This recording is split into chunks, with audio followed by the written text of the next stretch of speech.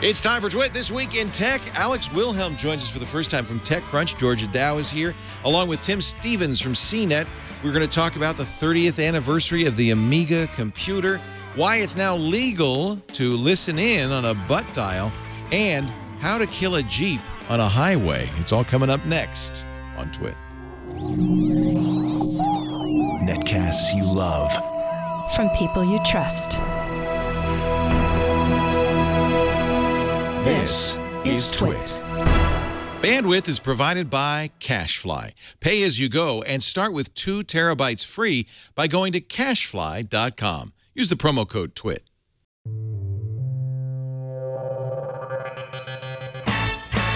This is Twit This Week in Tech, episode 520, recorded Sunday, July 26th, 2015. Dumb for a jellyfish. This Week in Tech is brought to you by ZipRecruiter. Are you hiring? With ZipRecruiter, you can post to 100-plus job sites, including social networks, all with a single click. Screen, rate, and hire the right candidates fast. Try ZipRecruiter with a free 4-day trial now at ziprecruiter.com/twit. And by SundanceNow.Club, a new streaming service for everyone who loves documentaries. Discover unforgettable films like Burt Stern, Original Madman. To get a free 30-day trial, go to docclub.com/twit. That's docclub.com/twit. And by Harry's. For guys who want a great shave experience for a fraction of what you're paying now, go to harrys.com. Get $5 off your first purchase by entering the code TWIT5 on checkout. And by audible.com. Sign up for the Platinum Plan and get 2 free books. Go to audible.com/twit2. And don't forget to follow Audible on Twitter. User ID audible_com. It's time for Twit This Week in Tech, the show where we cover the week's tech news in awesome, obsessive detail. Alex Wilhelm is here. I am indeed. Drinking Tang and tequila? Fanta and tequila. Oh, Tang and tequila would be more alliterative. Unfortunately, your office didn't have Tang, so I'm scraping the bottom of the Twit barrel, if you will. Again, I wanted a Jameson Rocks, but unfortunately your bar has failed me, so I shall fail you instead. No, don't fail us. Alex is at TechCrunch, and he bought his Twitter handle in 1989 from a Mexican fellow. That's when I was born, actually. Well done. Oh. Yeah, there you go. All right. Your mom did, because she said, I want him. Someday there will be a social network called Twitter. Well, more of a proto-Twitter at that point in time, kind of way back in the stone ages of technology. You were born in 1989? You were born in what, That makes you 1942? 26 years old. As of 2 days ago, yeah. Oh, you're just a child. I am, dude. Speaking of children, Tim Stevens is also here. Great to have you. He is editor-at-large at CNET, focusing, though, a lot on cars. We'll have a little to talk about today, I Are think. you saying that I have a lot of children or that I am still a child? You don't have children, do you? I have no children at all, which made me a little bit nervous there for a minute. Couldn't you tell by the beard, though? The beard says no kids, I feel. That's really, I think, a leading indicator of no kids. I thought beards were dad things. No. No? It just says no shaving. That's what it really says. And Georgia Dow from Montreal and imore.com. Great to have you, Georgia. Nice to see you. Last time I saw you, it was a WWDC, the Apple music announcement and all of that. Was it WWDC, really? Gosh, seems like we were. How has Apple Music been to you? Because, you know, it's only been out now for a month. Yeah. You like it? I'm enjoying it. I find that it's a lot of fun. I find a lot of different tracks that I wouldn't find naturally. It feeds my lazy natural nature, and I can just listen to music as I need to. Yeah.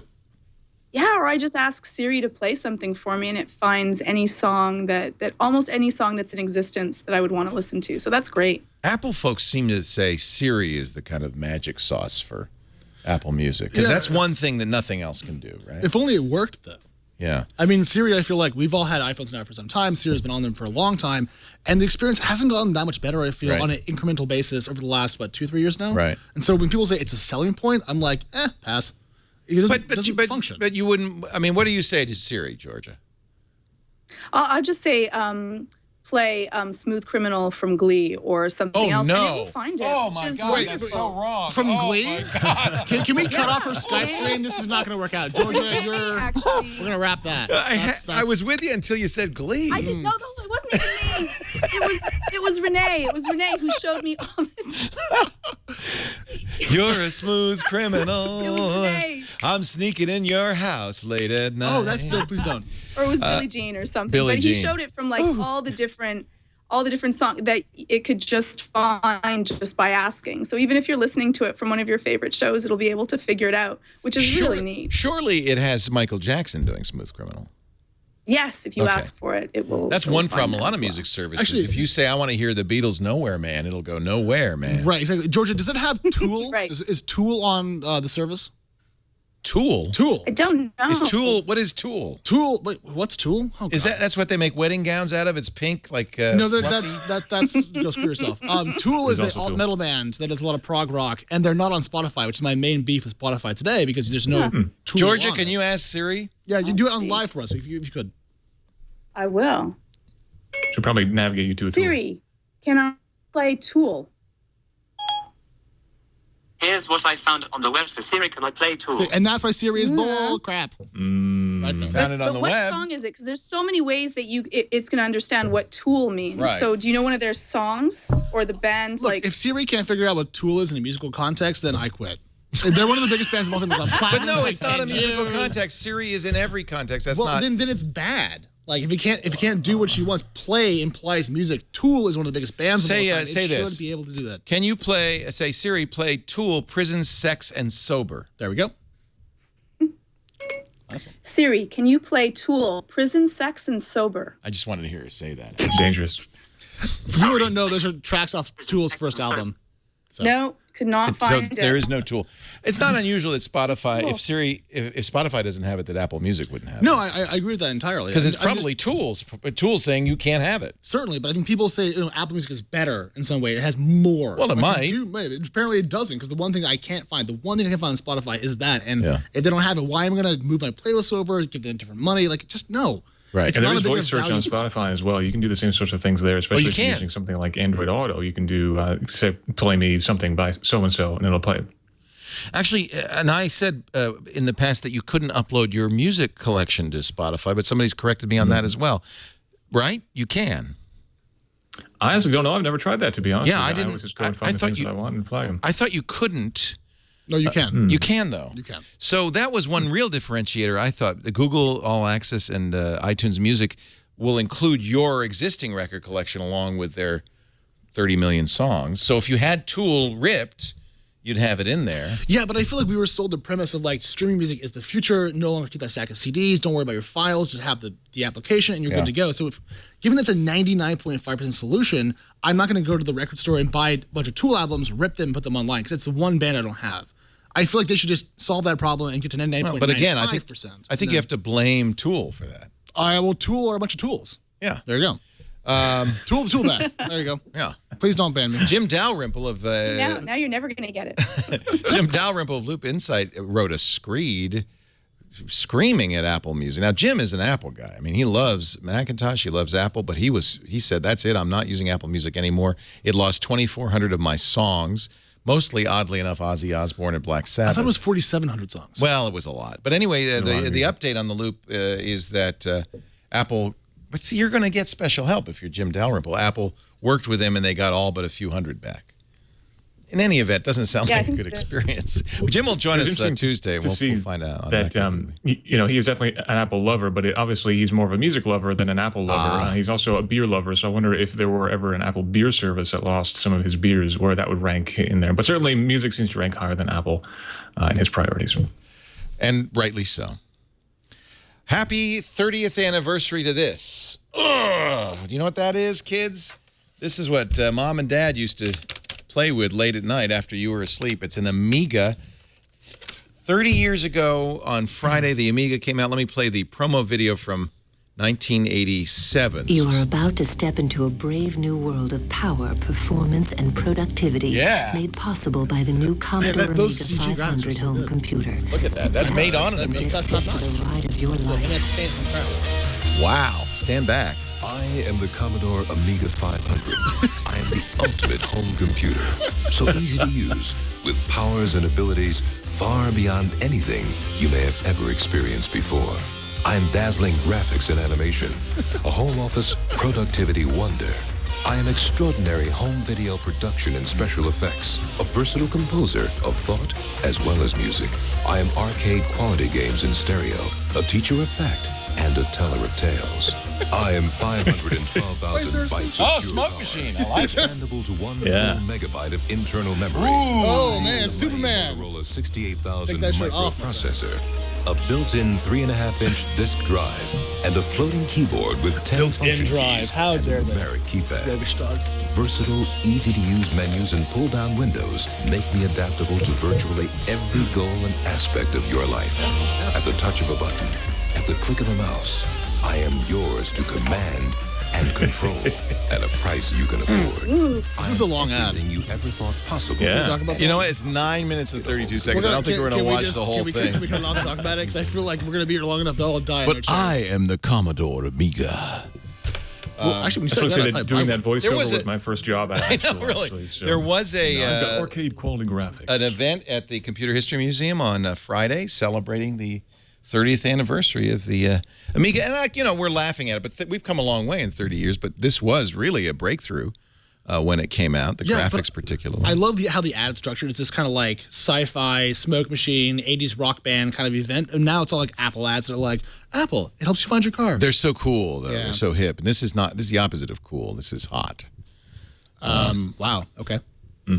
Let that joke slide. Oh, look, you can beat Toulouse-Lautrec. That's great. And look at that mouse. Wow. 2 buttons. He mustn't be a father. He's got a beard. That's my entire point. That guy has 4 kids he won't claim. It's like Steve Jobs. Yeah, but he is dating. Who is that? Christy Brinkley? Who is that? Oh, the girl with the pearl earring. Wow. It's a heart. Anyway, happy anniversary, Amiga. We'll stop that now. And, that's on YouTube if you want to watch the entire 9 minutes. It'll be in the show notes, if you will. It's in the show notes. Apple Music said Jim Dalrymper is a nightmare and I'm done with it. Wow. Dave Mark, who's also on loopinsight.com, responded, why I'm not done with Apple Music. Jim Dalrymple. He basically said all the same things, but yet he's a little more optimistic for the future. It wasn't much of a rebuttal, in my opinion. It was more of a, I'm having the same issues, but I'm a little bit more optimistic. Than you. I think what do you think, Tim? It seemed like the issues that Jim really had came down to the fact that Apple didn't distinguish between songs that were on different albums, same song, different album, Right. like a compilation album, a best of, and the original. And it seems to me that's a minor. That's something most people wouldn't care about. It definitely seemed like catalog issues for the most part, and that's a huge issue. Back Nothing does a that long time well. ago, I actually helped with another startup that was trying to do some streaming music stuff, and that was a huge issue. Just try to get people to kind of trawl through these massive catalogs of music to make sure that everything is all linked up as it should be. That makes me wonder if indeed Apple Music didn't kind of come together in the last minute. Like there was a lot of rumors that maybe it did, but that's definitely a bad sign of data integrity issues and that kind of thing within if you're losing music. And like you mentioned, Jim is obviously getting some special treatment here. I wonder if anybody who on the street had lost 4,700 tracks, if they'd had the same issue. But yeah, I mean, these are the sorts of issues that will certainly go away. But when you're coming out of the gate and taking on Spotify, that's been in the market for years now and is in a pretty good state, these things have got to be perfect, and pretty clear that this is not perfect yet. I actually had to, Georgia, rely on Serenity Caldwell to explain to me some of the ins and outs of Apple Music. She's written a whole bunch of stuff, and on the Beats One radio, it's not completely intuitive. No. I think that's like, it's just a really big problem in trying to figure out what does everything mean and what do you actually have and what shouldn't you delete versus what you can keep so that you always have a hard file and you're not going to have to worry about losing a whole bunch of songs that you're really attached to. So I do the same thing. I just ask Serenity, what can I delete? What can't I? What do I have to do so I don't have to lose anything that's important? Some of these problems go back to the fact that we're in between the physical media era and the streaming media era. And well, you're obviously a child, Alex. Indeed. I'm a teen, actually. Practically a teenager. I'm 14. Do you still have any attachment to physical media, or can we just let that go? Well, I mean, in terms of news, I absolutely do. I love reading the paper. You like a paper? Absolutely. Wow. Because I read more broadly. It demands that I agree. That I branch out. You can skim. There's serendipity. You surprise yourself with also, stories I'm you wouldn't usually see bored and otherwise. drunk on an airplane, so it kind of works out. But for music, I've really left behind the entirety of owning music, and I just rent it and pay for it now. I mean, back in the Zune days, people forget that Zune software was actually fantastic back when it was alive. I used to love to own songs, upload them, buy them, store them, track them, back them up, and so forth. Now, Spotify, I see no actual reason to do that. So talk about buying Tool albums. I don't even think that direction anymore. I'm just like, oh, well, I pay a bunch of money. So that's why it's upsetting, because they don't have it. Right. And I would pay, if they were like, Alex, Spotify plus Tool is $20 a month. I'd be like, done. Swipe. What about sound quality? Because Apple has not addressed this. Tidal and Deezer both started offering CD quality sound. Apple hasn't even mentioned anything like that. You know those headphones that sell with your iPhone that have the sound quality of like 10 things being whacked with a stick? That's why. I don't think they care. Yeah. Yeah. And Beats headphones are notoriously bad for sound quality, so I don't think it's really a priority for them. But, I mean, I think Spotify, if they can increase their content library, is the main play for the future, at least for me. Ironically, you mentioned Zune. I was looking at the catalogs of all the major streaming music players. Xbox Music has the largest catalog of all of them. Now called Groove, I believe. They've renamed it? They've renamed it. I'm sorry. It was Zune Music, then it was Xbox Music, now it's Groove. And next will be Trash Bin Failed number 4. Microsoft is desperate to try to win here, but I don't know what their larger... Groove, really? Yeah, it's called Groove Music now. Groove Music now? Yeah, well, they bought the Groove... Oh, they bought somebody. ...software from Old Guy. Yeah. Yeah. Microsoft recycles and rebrands. There you go. The old name meant the app was ignored by people who didn't have an Xbox. That's a good point. It's a very, very good point. Because it isn't just Xbox. That brand does not persist outside the console realm, I don't think. Yeah. So. Yeah. Did you read the article, the post from the creator of SeekPod? Yeah. Apple, he says, basically targeted me and got the music labels to shut him down. You may remember back in 2007, SeekPod was a search engine for music. And I guess, of course, part of the issue is that much of that music was illegal, although that wasn't a necessity. It's the Groove Shark problem. It's the Groove Shark problem. In fact, Apple went after Groove Shark as well. But he says, I have the smoking gun.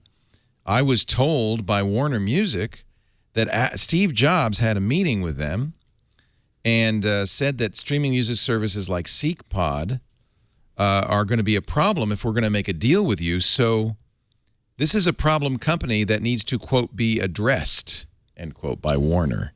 Yeah, it'd be a shame if something happened to your music service. It would be pay us some protection money. It'd be a shame if it burned to the ground. Happen, Colonel. Yeah, Apple, people forget that Apple doesn't make a lot of money by accident. Yeah, and they don't win categories like iTunes for 10 years by playing nice. They play hard. They make great products. I mean, I'm an Apple guy mostly, but they don't win by mistake.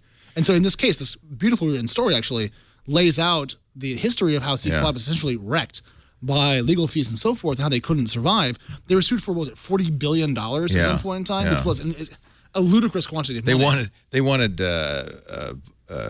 damages for every song, every search. $120K per search, which makes no mathematical. I know. It's crazy. It's almost like lawyers are not nice. But they eventually failed, and so we saw innovation in a way be snuffed out by incumbent interests, which is really too bad.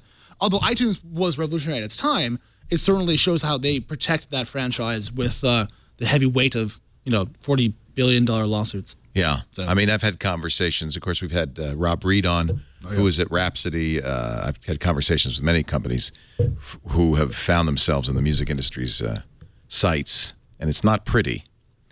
But what Casey and Frank says in his article here on Medium is that he realized he wasn't fighting the record labels. He was fighting Apple computers that was using the record labels as a proxy to attack him. And I think that's when he says, I realized it was over. Well, it's a branding point. If this is Apple sues small startup to infringe, they can't do that. But if Warner Music does, everyone already hates them. Apple has to protect its kind of consumer base. Can't do any worse. Yeah. But I mean, they have the labels, by the needs, so they have to kind of do what they want, I think, or they can renegotiate and sue and so forth. So Apple really has almost a standing army of not its own lawyers, but also your lawyers and his lawyers and her lawyers to do their work, which is impressive. But they have, $200 billion in cash, so whatever. Is Apple Music still under investigation for their practices? I remember that they were before I left on the trip on vacation. That's what happens. 3 weeks you're gone. It's like Rip Van Winkle. I have no idea what happened. But there was a story that they were being investigated. I don't. If Al Franken, for instance, wrote a letter. Well, he asked for it. Did he actually get the investigation? Georgia, do we know what's going on with this? I'm not sure. I don't believe that they are. I don't think that it's going forward, but I'm not sure about that. Okay. FTC is investigating Apple's practices, the 30% cut that Apple takes out of streaming music subscriptions.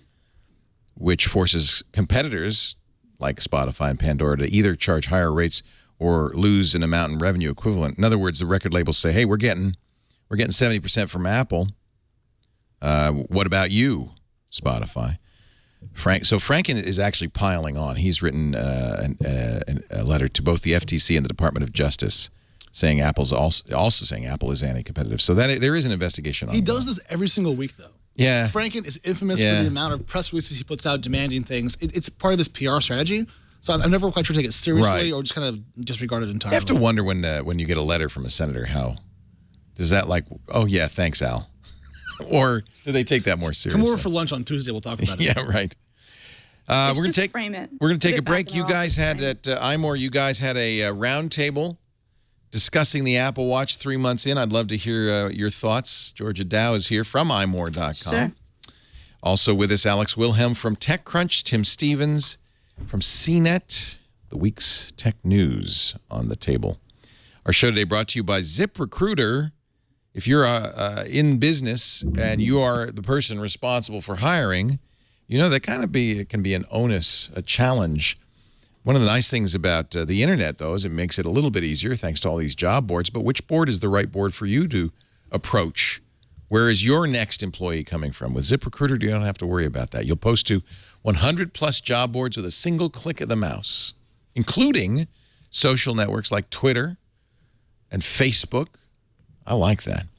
And if you're saying, well, I'm not sure that's such a great thing, I don't want to have a million candidates, a lot of emails and phone calls, don't worry, because all of your candidates go right into the ZipRecruiter interface where it's easy to screen, rate, and hire the right candidate fast. You'll also get access to 4 million current resumes, people who have sent their resumes to ZipRecruiter.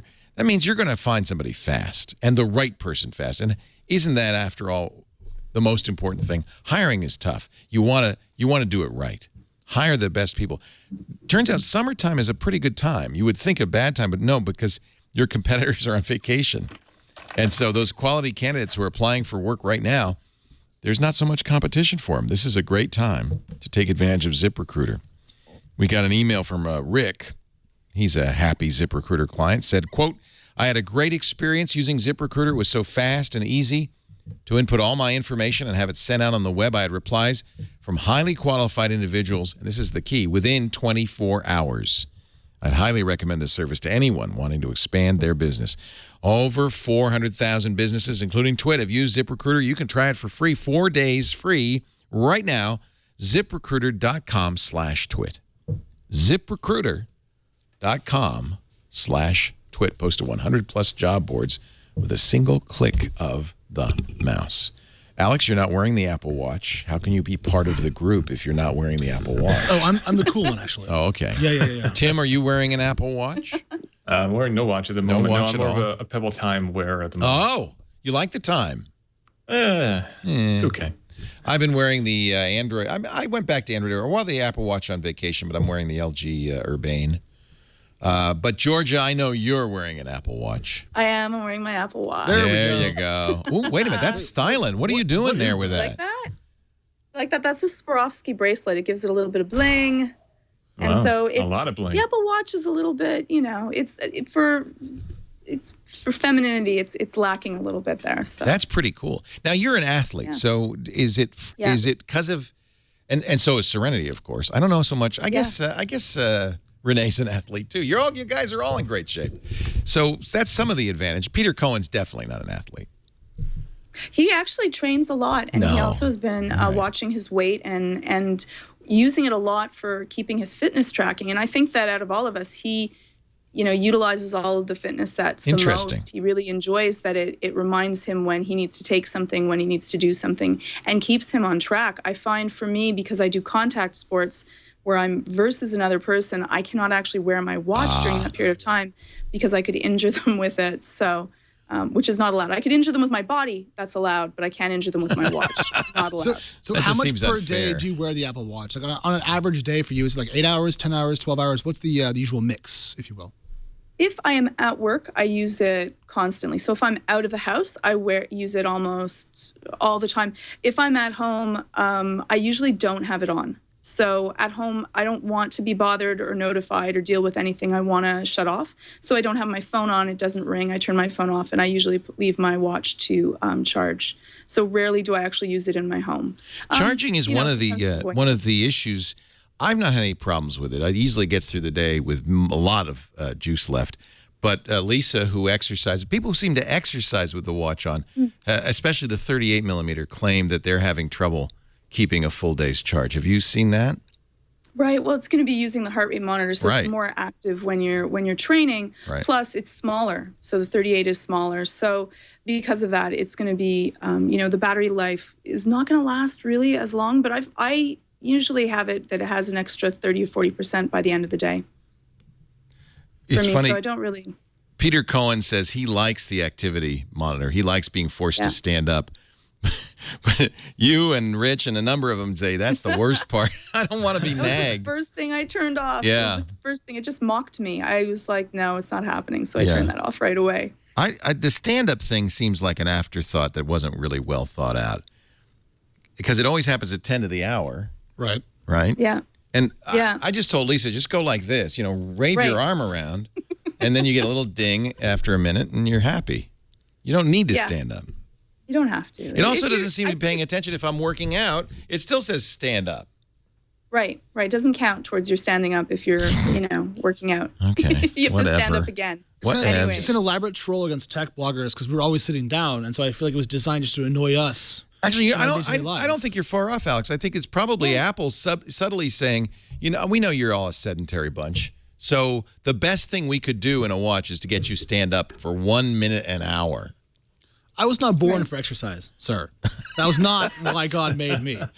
But that's why you need to have the Apple Watch. It will help, mock you into actually getting up every once in a while, or at least reminding you so you'd have the choice to do it.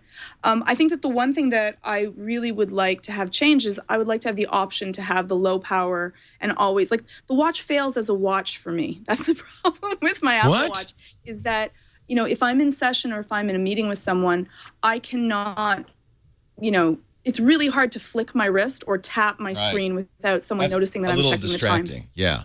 Yeah, so it does not do a good job. So I actually have to, even if I'm wearing my watch, I have to have my little tiny watch on the desk during my sessions so that I can also keep track of the time. So I would love if it could just have I'll be good with the watch. I don't care if I have to recharge halfway through the day, but let it be a watch and always have the time on for me. So Georgia, is it as bad as phone etiquette? Because I feel like now whenever I'm out to dinner with friends or my partner or whatever, we just put our phones down in a little stack just to keep them out of the way. Does the watch keep you more? You're one of those people. No, we do it politely, just when we're hanging out. No, I've seen people do that. Like there's a little stack of phones on the table. The whole point is we're trying to not tweet, text, and so forth during dinner. We're trying to be with the group, trying to be personal. Yeah. So does the phone allow you to be kind of like still plugged in, even when you're trying to be more, available in a social setting? I think that it's a great cheat. It's cheating. You can very, casually lift up your wrist and take a peek and no one's going to notice. And so I think that it's a great way that you can stay connected. It's not something that's going to be interfering. The problem with the phone is that they're huge. So my iPhone 6 Plus you can't see me at all if I'm going to take a look at it. There's no discreet way to get that out of my pocket or out of my purse. Wait a minute. Either you're very small or that phone is actually abnormally large. It's both, actually. That phone is huge. That's bigger than your head. Can you put it closer to your face so we get a better perspective on the... there we go. See, all right. Okay. It's still massive. How's your phablet? Perspective. Is that funny? I mean, I guess you're a small person because the phone really looks big in your hands. I'm Hobbit-like, truly. Oh, okay. So. Okay. Wow, is Apple making a 9-inch tablet? That's, wow. If you break off the screen of your laptop, actually, it works as a tablet. If you hold it to your face. It's actually like my mini. Yeah. It's hard to hold to your ear after. I think the real, and we've mentioned this before, but I think the real thing is we're waiting for Watch 2.0, Watch OS 2.0. Yes. That's when the phone really, or the watch rather, really either sinks or swims. May not be enough. I'm like 98% sure I'll buy an Apple Watch 3, so. You'll buy an Apple Watch 3? Yeah, probably. Not 2? The one was a little rougher than I expected when it came out. I think the second one will be impressive, and the third one will be the 3GS. So I'll take that. Yeah. Yeah, you might be right. Yeah. Yep. Ashley Madison got hacked, scaring a lot of people. 37 million Users of the hookup service, the slogan of Ashley Madison is, "Life is short, have an affair." Right, like you don't have enough stress in your life already. Yeah, must have scared some people when they got news that the site had been hacked. It's a very uncomfortable conversation explaining to your wife what Ashley Madison is in the first place. To prove that you even know that the site exists is a little bit daunting, but like, no, I'm a tech expert. I have to know about these sort of hack stories, really. Well, and also there are other sites, Cougar. I was hoping this was going to happen. Cougar Life and Established Men. What is established men? Well, not me. I don't know why I'm looking at you. I'm 14. We've gone over this. No, but actually, I went on CNN to talk about this. Did you? And yeah. And it was one of those things they promised security. Like, if you join the site, you have complete anonymity and security. Absolutely. I would think so. All the services to screw up on security and who's part of their database, oh my heavens. This is not the place you want to have hacked. Ashley Madison has a, quote, full delete feature. You could also call it the wife button. That promises, or the husband button, there we go. Removal of site usage history and personally identifiable information from the site. For a fee of $19. But, according to the team who hacked the site, they actually weren't doing that. So all of that information is there. Full delete netted Ashley Madison, by the way, $1.7 million in revenue last year. Not surprised? Yeah. Not surprised How much? $20 a shot? I think it was $19 a shot. And the problem was because they were not actually deleting the information, the hackers were mad that it was offered as a for sale feature. And so they went after them because they weren't actually deleting the information. So they built essentially the biggest blackmail database of all time because they had the data still on the site. Were the hackers targeting Ashley Madison because of that? That's what I read in 2 different places. Wow. I haven't talked to them personally, so I can't really confirm. But I mean, I've seen that in a number of different, reputable publications. The hackers did write in their manifesto, I don't know, somewhere. Yeah. Too bad for those men. They're cheating dirtbags and deserve no such discretion. Too bad for Ashley Madison. You promised secrecy, but didn't deliver. We've got the complete set of profiles in our database dump, and we will release them soon if Ashley Madison stays online. And with over 37 million members, mostly from the U.S. and Canada, a significant percentage of the population is about to have a very bad day, including many rich and powerful people. Wow. They never did release that database. Not to my knowledge, no. But I mean, some of the threat is still alive and afoot, and I bet people are still sweating now. Have you I'd used be terrified. No. You haven't? Are you sure? Yes. Positive? Yes. 100%? 100%. Not even while drunk once? Not even while. You can go through that database. If it is does Ashley Madison please down? double check and make sure he's not lying to us. Is Ashley yeah, really, hackers let us. So is Ashley Madison down? No, they're still up. Yeah, same picture, same logo, same slogan. And they're still getting people to register online and start new accounts, which is unusual to say the least. Maybe they're dedicated. Maybe, wow. It says on the site, thousands of cheating wives and cheating husbands. It's got the Trusted Security Award, by the way. They have a logo. They have a logo on the site. They still have a logo that says Trusted Security Award. 100% discreet service. That's a major award. That's big time. It doesn't say it's the Grammy of security. There's no link to click like where you know where that. Some guy got in Microsoft Paint, made a little badge logo and put it on the site. Yeah. So pro tip: don't put your name on sites like this because the internet is very unsecure right now, and you will get busted, and I will laugh in your face. Well, didn't Adult Friend Finder also get hacked? That was about a month ago, right? Yeah. Yeah. It sounds like hackers are actually going after these. Is it to blackmail people, or is it just for the lulls? It's probably for the lulls. Maybe both. It'd be a lot of work. Some of it would be people. When people are slighted or angry, they want to then have something to blame, and so they can blame one of these sites and feel like they're almost justified. Yeah. These are bad people. See what we did? Ha, ha, ha. I still think it's mostly for the lulls. I hope it is. I'm not personally hope it is, but I just hope it is for those. I mean, that's a lot of people. You're going to get a lot of work, Georgia, as a marriage counselor. I think you'll be very busy soon. Actually, Montreal, everything goes, right? Montreal's really a very free, open city. It's very liberal, yeah. We're exceptionally liberal. Yeah. So these are the kind of the New Orleans of Canada. Right. It is. Is it? Really? I just made that up. It is. I like that. It is. I did an exposure. We painted our necks red for someone that was worried about seeing no one even bats an eye in Montreal. Nothing. You could dress up in a shark suit. No one would care. Wow. Yeah, I just feel like going onesie, twosie blackmailing people, unless you got somebody really big, like a major politician. But if you're, if you're a politician and you sign up for Ashley Madison with your real name, you deserve to go down. I want to know that. You've invited Hindenburg of your career. Yeah. I mean, you're talking about Anthony Weiner still to this day because of what he did, which was so stupid. But I mean, like, that's not a uncommon trope or activity. And so people are really just desperate for, connection, people in their lives, and I think they turn to the sort of thing in that way. But if you're at all public, you don't get to have that kind of flexibility or freedom because you've sacrificed that to your career. And also, is that the lesson for all of us, which is that don't assume that anything you do on the internet can be kept private and secret? I hope that's not true. And you also, as a site, shouldn't have the hubris to send out press releases making fun of Apple during the iCloud hack. They and saying did? how great your security is. Yeah, they did. Robert Scoble actually posted a picture of it, and I actually found the same press release. When all that was going on and all the iCloud stuff was going on, Ashley Madison put out a press release saying how great their security was and that you don't need to worry about them. That's the kind of stuff that bubbles up and will stick you in the eye when this kind of thing goes down. No, talk about hubris. Wow, that's guaranteed to, that's just bad. That's a kinahora.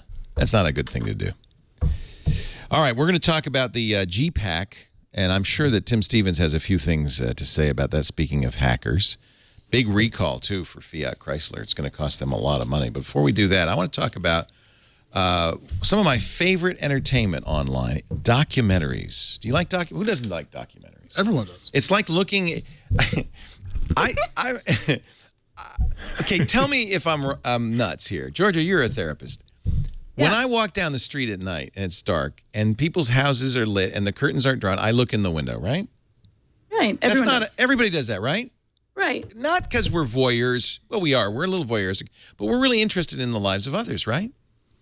And documentaries to me are that, but in a kind of legitimate way of seeing how the other guy lives. Doc Club is new from Sundance. It's Sundance Now Doc Club, a streaming service for those of us who love documentaries. Now, I have my picks on there, my 5 favorite documentaries, but you can get the run of the place for 30 days when you go to docclub.com/twit. Real people.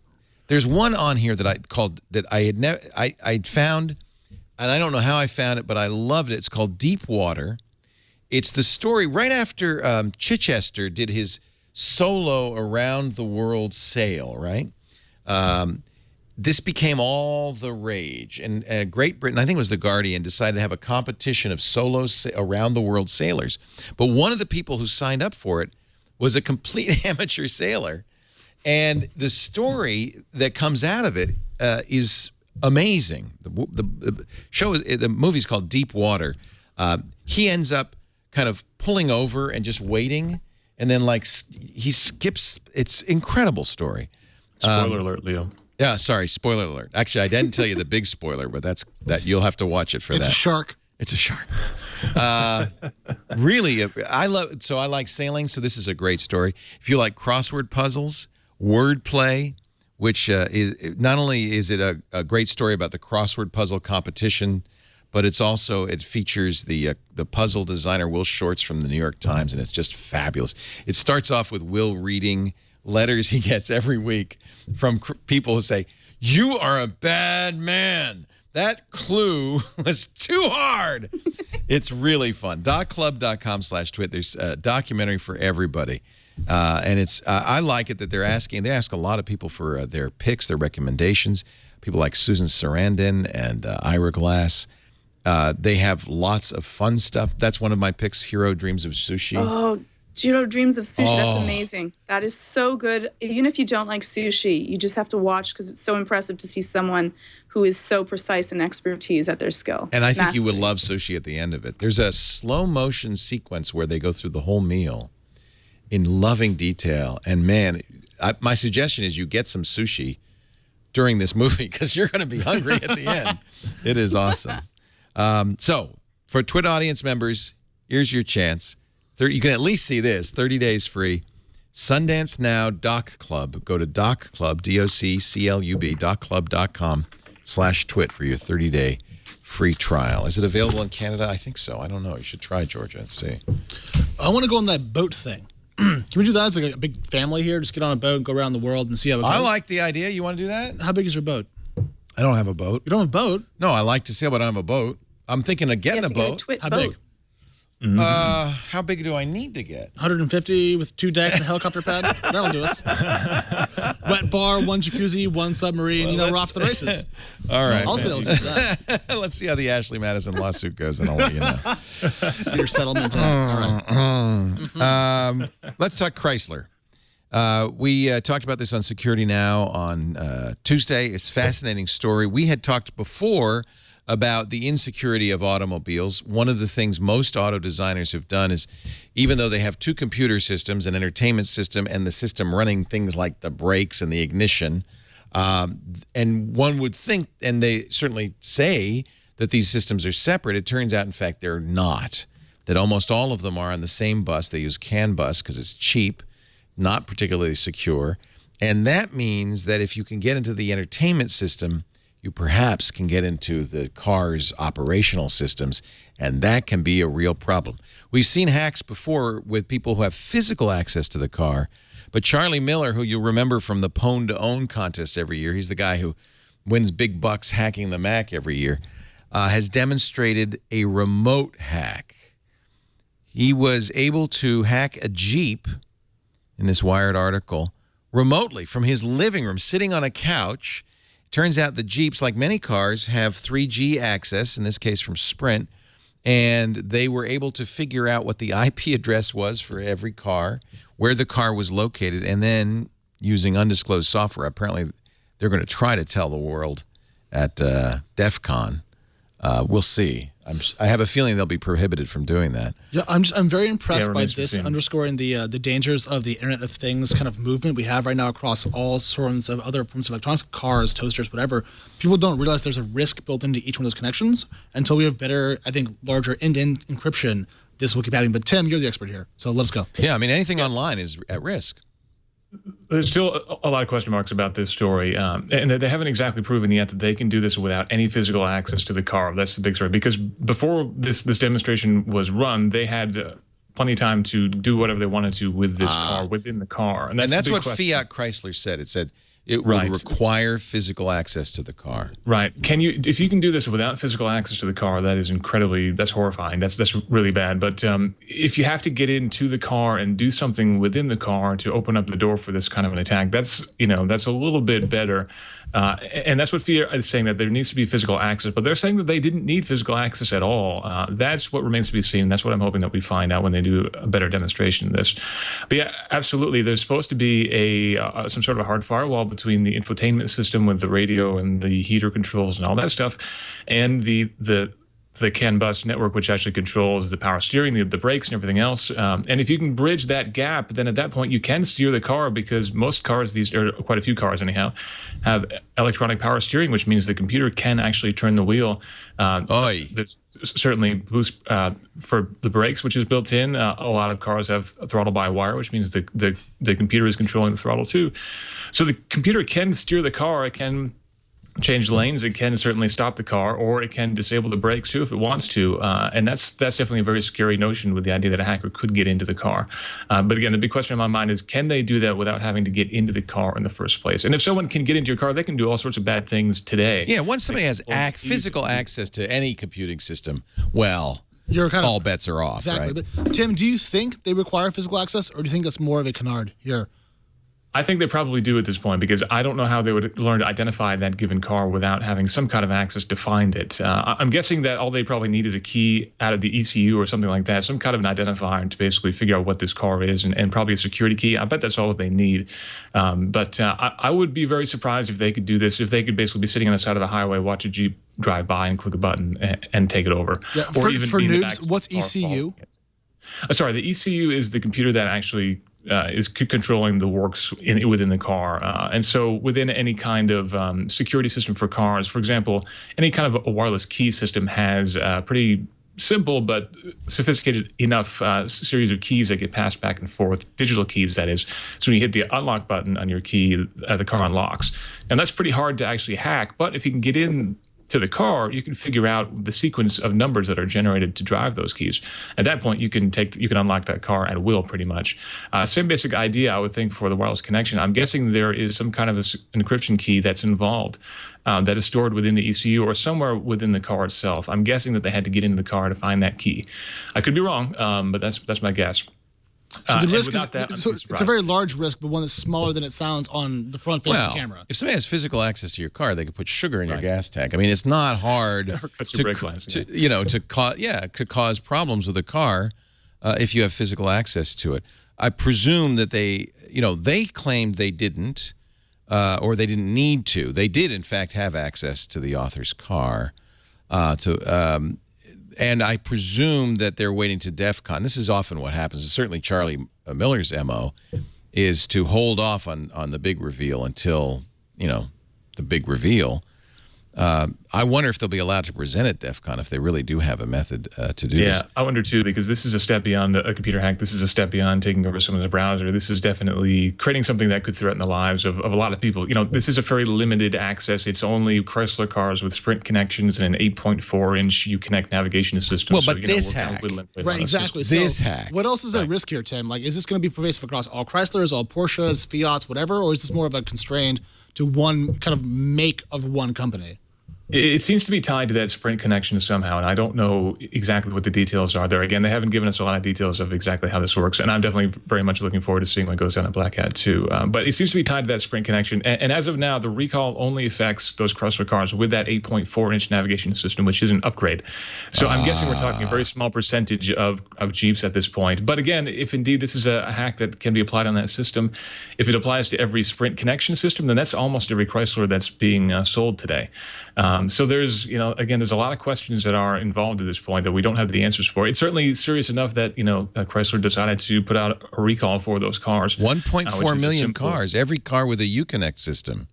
So it's, it's 2013 Dodge Vipers, 2015 Dodge Challengers, Chryslers, not just Grand Cherokees. Now, maybe they're being extra prudent. I'm guessing that they are, especially because it's such a simple thing, and especially because they actually just today got hit with a $105 million fine for not being proactive enough when it came to some earlier safety recalls. So they're getting a couple black eyes this week. Yeah. But I'm guessing they're trying to be a little bit proactive here and ultimately trying to apply this fix as broadly as they can, because ultimately it's just a software update, and if they can get people to come into their dealerships, that doesn't take any time at all to apply that kind of thing. So in the future, do we have like Windows Update for cars that we have to deal with every single like iTunes update? I mean, or is this more a one-time use case? Yeah, you get now. Tesla does it over the air, right?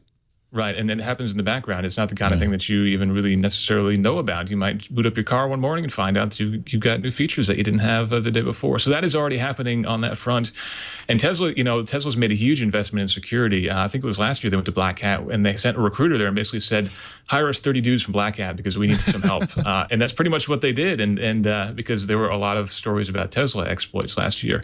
And I'm guessing that the link between the infotainment system and that CAN bus system, which is driving the actual guts of the car, is probably a lot tighter than in other cars when you find it in Tesla. So Tesla went out and got help, and I think that ultimately we'll see a lot of that kind of thing from other major manufacturers in the near future. Ultimately, you need to air gap the two systems.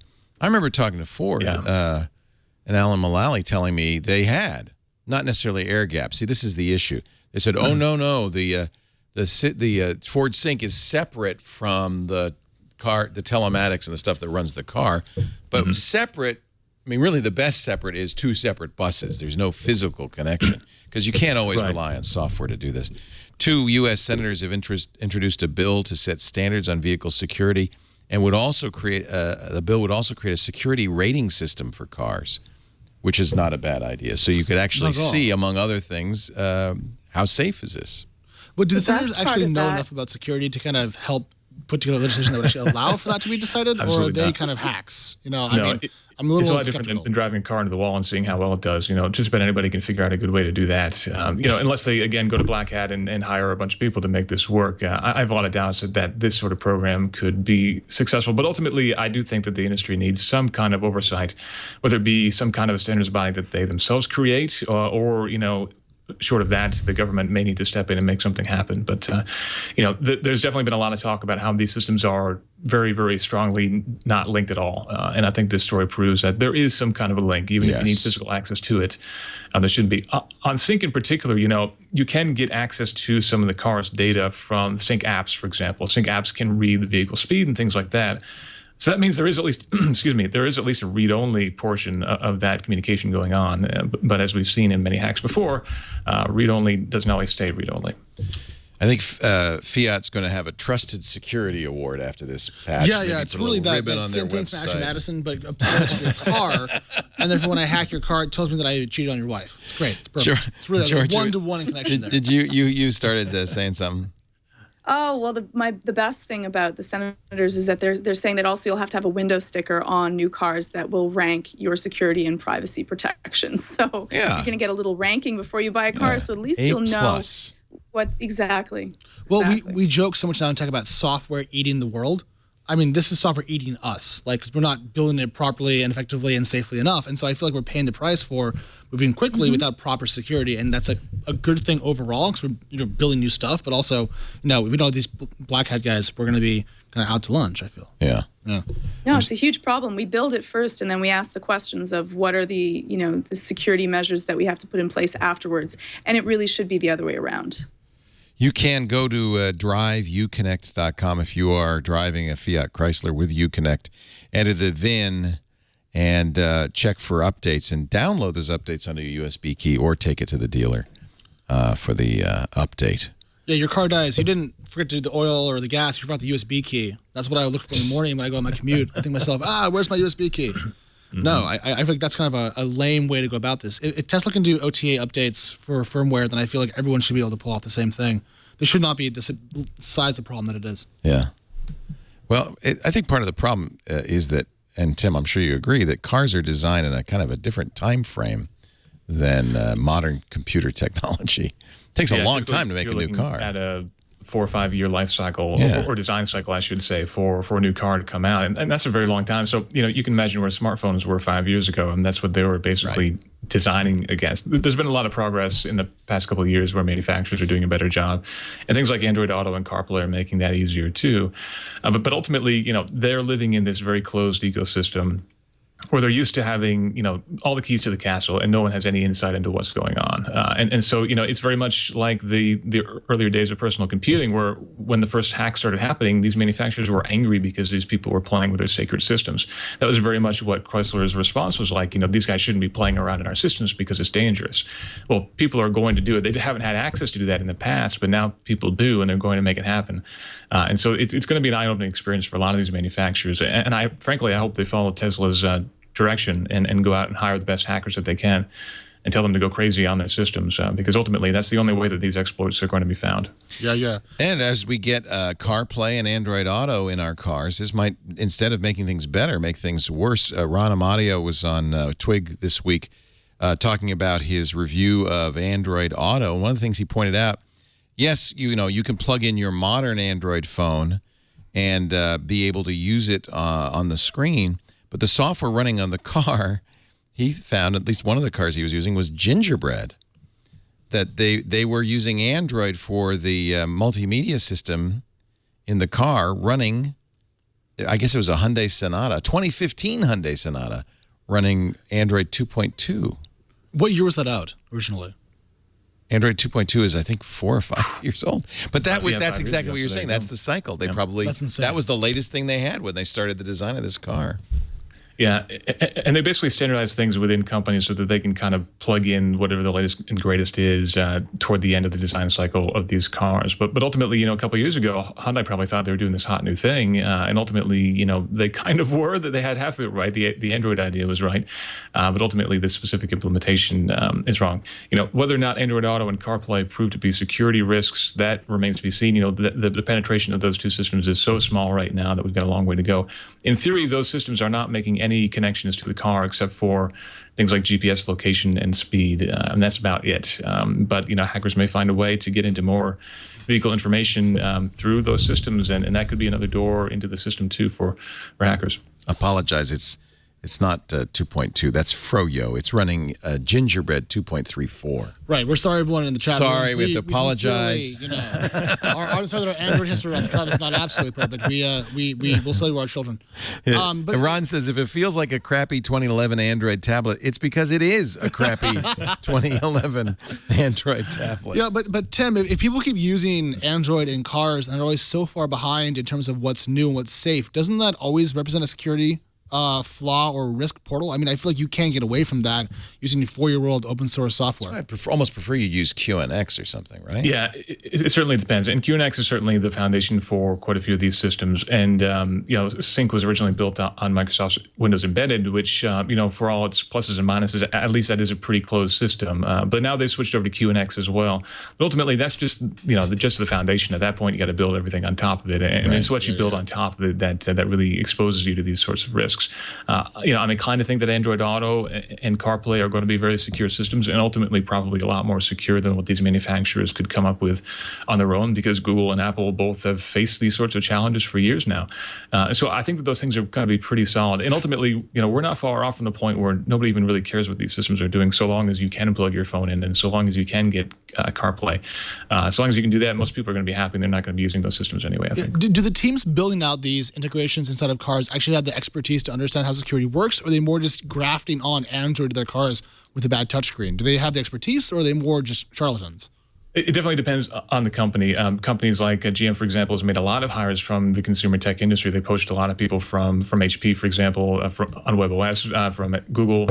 They make a lot of hires because I think they've finally come to the realization that all their embedded systems developers, who've been building car systems for years, don't really have the knowledge or the expertise when it comes to not only security, but also simple things like interfaces. Our expectations for what a good interface is have skyrocketed over the past couple of years simply because of mobile phones. And if your developers weren't kind of weaned in that environment, they might struggle there. So they have been making quite a few smart hires. And like I mentioned, Tesla's certainly been doing quite well there too. So I do think it's a challenge for them. And they're also, they've been working in a very closed environment. These systems until just a year or two ago were very, very much proprietary systems so that each individual car might have completely different software than each other. Now they're trying to embrace these open systems and open source software, and that's a very new thing for a lot of these developers. So I think it's a mix, and I think there's definitely quite a few risks there. What do you know about the onboard diagnostics system? My car, and actually all cars since the mid-'90s, have OBD2 ports that you can, I think they're intended for technicians to plug in, but you can buy. I bought a $30 dongle I plug into the OBD2 port, and I use software on my phone to see how the engine's doing and all that. Yeah. Is this pretty secure? That is fairly secure in terms of what you can basically, you can do a lot of reading from that port. It's pretty hard to do writing. You certainly can. And in fact, there are, chip upgrades and that kind of thing that you can basically do from plugging into your OBD2 port and making changes to engine parameters. So it is possible to do things like change throttle mappings and boost pressure if you have a turbocharged car. You can do that kind of thing through the OBD2 port. But primarily the sorts of applications that we see are reading, fuel mileage, speed, location. You can get location information from there as well. So that is a fairly secure thing. But again, that's if someone has access to that port, then they've got physical hard access to your car. And at that point, I would be very skeptical about what I'm plugging in there. I have an OBD2 reader as well. If I have a check engine light, I use it to see what the check engine code is. But once I'm done with that, I pull it out and I certainly. Oh, you don't leave it in? Mm-mm. Oh, I leave mine in. Maybe I should slacker here at the table, my friends. This guy does not care at all. He's like, well, it's just, when I start my car, a nice lady on the phone says, "Dash has started your drive," and then when I get there, it says, "Dash has ended your drive," and then it scores me. It gives me grades like on. It'll alert me. It beeps at me when I hard accelerate or I step on the brakes too hard. I like that. Does it give you a grade like B- driving, yes. A+ tailgating? Well, I don't know about if it knows about tailgating, but it knows about fuel efficiency and. Just tell me, stop driving, get out of the car. It has a geofence. So is it the Apple Watch? I get an email from it saying you went outside of where you're allowed to go. And I just have to, I guess I have to set up that geofence. Did your wife set that up for you? Maybe Lisa did that, actually. I don't know. This is like you can't go outside of Petaluma. It's great if you're a teenager, because as you are, I know, Alex, because then, if you have a teenager, then you could, not if you are a teenager, it's probably horrible if you're a teenager, but if you have a teenager, you can actually monitor where they're going and stuff like that. All right, when you were a teenager. So you're thinking I should not leave it plugged in, Tim?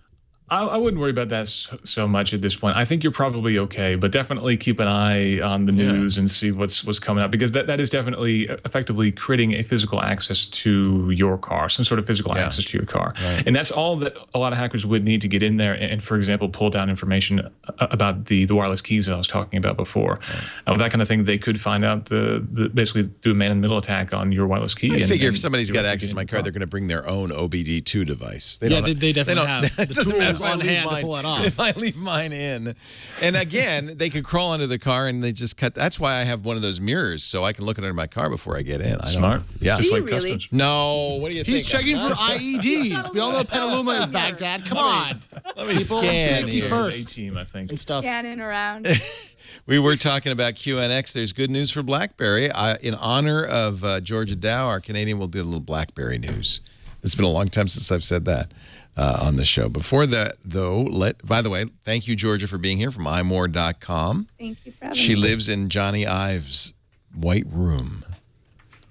You do have decor, though. You have like these great little, they're kind of subtle lighted backdrop things. Yeah. I love set that. it myself. Thank It's you. nice. Also with us, It's low Tim's. tech, really. Pardon me? It's really low tech, actually. Yeah, it looks good, though. It's cool. Also here, Tim Stevens from his Knotty Pine cabin in the also woods. very low tech. I hope it also looks okay. I love getting you on, Tim. It's great to see you again from Great to be here. Thank you. CNET.com. Do you spend most of your time up there, or you travel a lot, or? I do travel quite a bit. Yeah, I've been in Detroit a bunch lately. So I'm on the road quite a bit. You couldn't have picked a better beat. I know it's your passion anyway. Tim races. What do you race? Motorcycle, I have a Yamaha R6, and I used to do some karting, but I got out of that. And then in the winter months, I'm doing ice racing with my Subaru up in the lakes. Ice racing on a Subaru. Sweet. So you Ice race racing, on the that sounds ice. dangerous. On the ice. It's a lot of fun. This guy's great. Really? I don't think we're cool enough for that, Leo. No, I don't think me and you have the gravitas to pull it off. So I have Mario Kart. He has an actual kart. There's a big difference right there. So nice to have you, Tim. And you did pick a big beat, because I think this is just the beginning. We'll be talking a lot about telematics and car systems and car security over the next few years. This is going to be a big story. Fun. Yeah. And Alex Wilhelm, what's your beat at TechCrunch?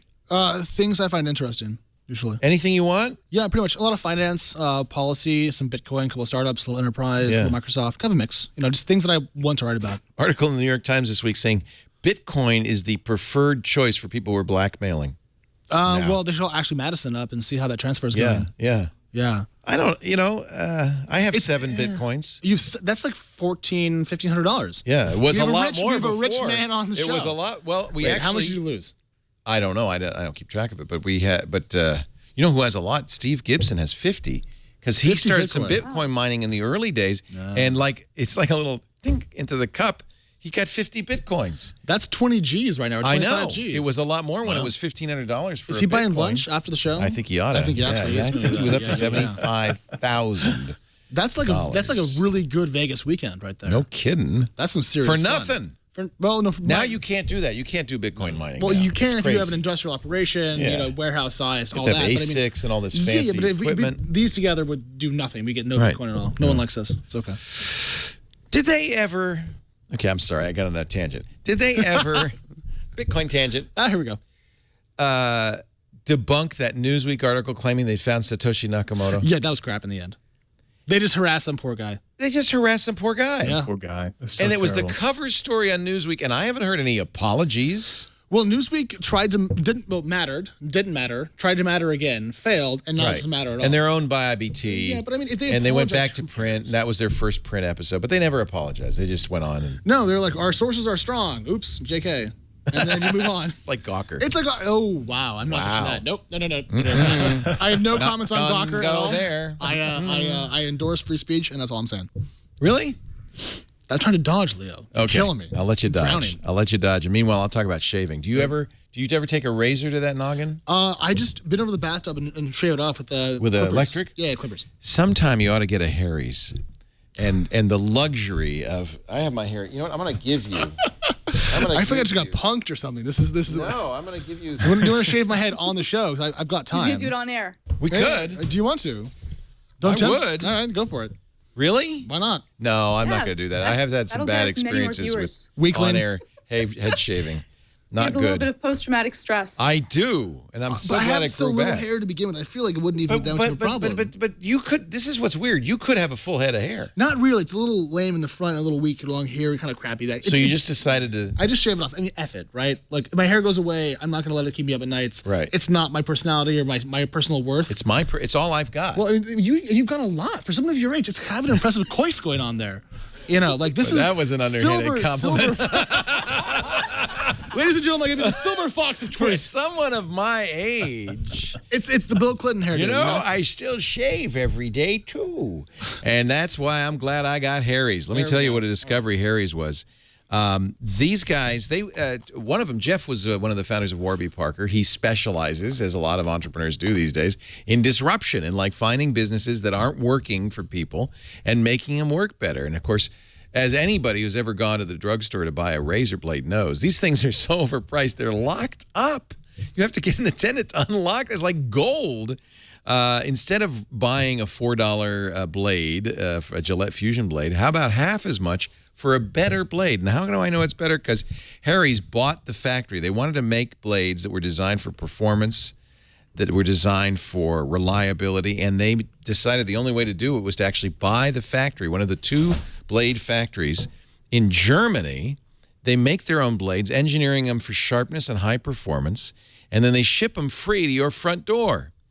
So, but of course, before you start the Harry's subscription, you got to get the Harry's kit. There's 2 kits, the Winston and the Truman. If you go to Harry's, HARRYS.com, take a look at the kits. Very affordable. The Winston set, which I'm holding right now, it can be engraved. It's a metal handle. It's really elegant and beautiful. And Steve Gibson prefers the Truman set because he likes the warmth of the plastic and he knows how the handle's oriented. So you should certainly look at that. And at $15, it's very affordable. What do you get? You get the handle, you get 3 blades, and you get your choice of Harry's new foaming shave gel or the original Harry's cream. The gel, you know, a lot of people are gel users nowadays. The gel is, well, whoops. I got a little bit on the table there. The gel smells good, it feels good, and it smooths the blades. So you get a clean, close, comfortable shave. You can get the gel and the blades delivered, as I said, for free shipping to your door. It costs about half as much as the razors in the store. Smells great. They have a new aftershave moisturizer, too, that protects and hydrates your skin. Harry's. Well, I'm going to give you look, there it is. My shave cream. $5 off your first purchase with the offer code TWIT5. So that means $10 for your starter kit. That's a good deal. $10 for the Truman. Harrys.com. Use the offer code TWIT and the number 5 at checkout. This is persistent stuff. The foam, if you can't see, will not leave the table or his hands. But that's why it's so good when it shaves your head. You don't want foam. You don't want wimpy foam. You want serious, hardcore foam. Yeah, this is the Diablo of foam, if you will. It's the Diablo of foam. It will wash off. I would hope so, because you're stuck with it now. So it's everywhere. It's like literally his hands. You can't see. They're covered in cream, and he can't undo it. So let's talk about QNX. We were talking about QNX, and that's owned by BlackBerry. It's actually a pretty good asset, given that most of the cars are now going to use QNX for their operating systems. Yeah, they were smart to buy that. And BlackBerry has a couple of other stories. They just acquired another company. I'm not sure what they do. It's called AtHoc, not ad hoc, but AtHoc. They're an emergency mass messaging service.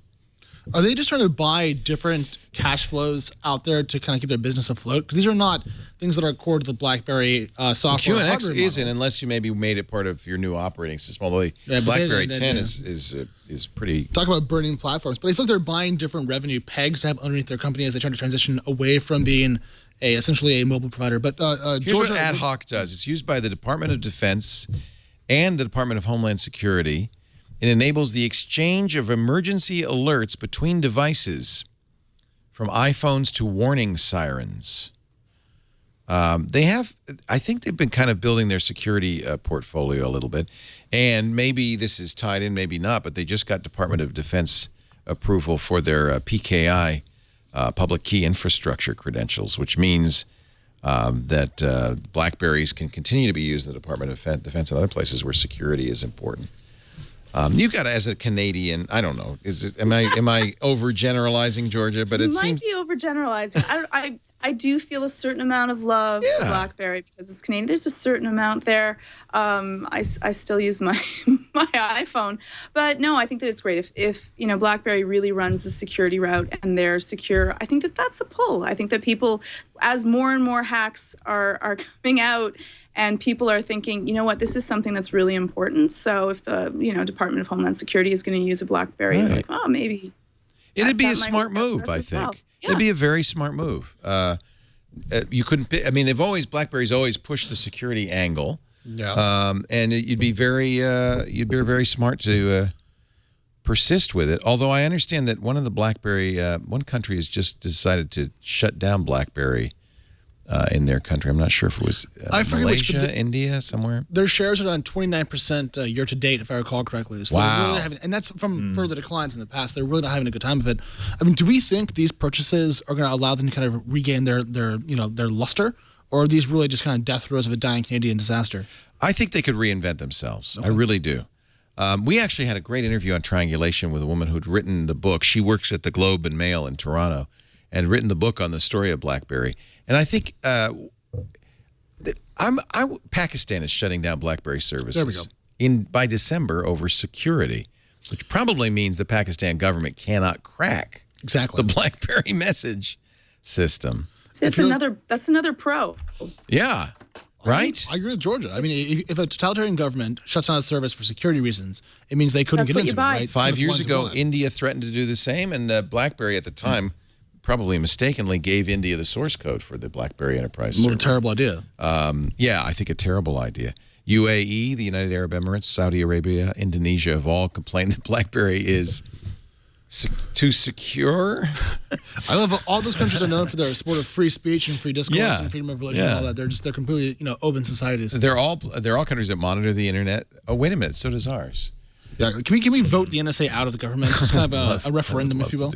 I would love to do that. Me too. They control the vote, though. I complained about this, and everybody said, "What a first world problem! If this is all you're worried about, you really need a life." Twitter took my background away.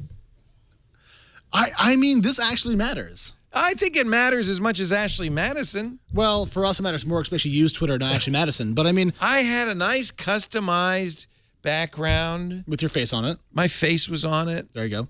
Now, if I tweet and somebody shares the tweet, it still has my background. But Twitter, I think a lot of people thought this was a bug, but no, Twitter's decided to go all white. That on the sounds Twitter homepage. Not quite what you wanted to say, but all white background is what you meant. All white background.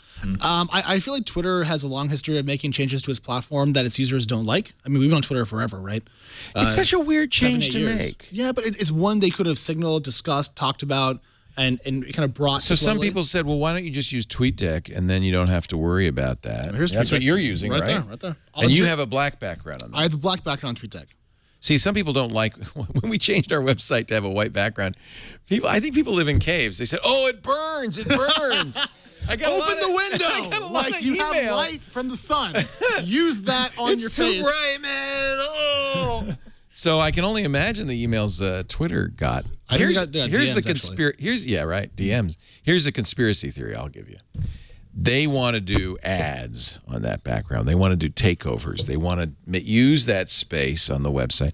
Now, some people say, well, who uses Twitter's website anymore? Don't you use the Twitter client? Well, Twitter doesn't want you to use Twitter clients. They want you to use the website. That's why they bought TweetDeck originally. They want to control the platform. They don't like that. If they don't control, they can't put ads onto it. They can't put ads. And so I'm thinking that's where they're going with this. If that's the case, then they're the dumbest company of all time. If you put an ad on the background of my Twitter page, I have to endorse that product implicitly, and therefore I have no control over my own editorial. Oh, you would stop using it? Well, no, I'm addicted. But I would complain vociferously on Twitter about Twitter. Yeah. And maybe DM myself in kind of a meta. Do you use TweetDeck as your regular client? Yeah, I run a 30-inch Apple monitor at the office. And it's always there with the columns? Yeah. Tim, what do you do? Same thing. Yeah, I do TweetDeck, and I do have a separate monitor for it as well. Yeah.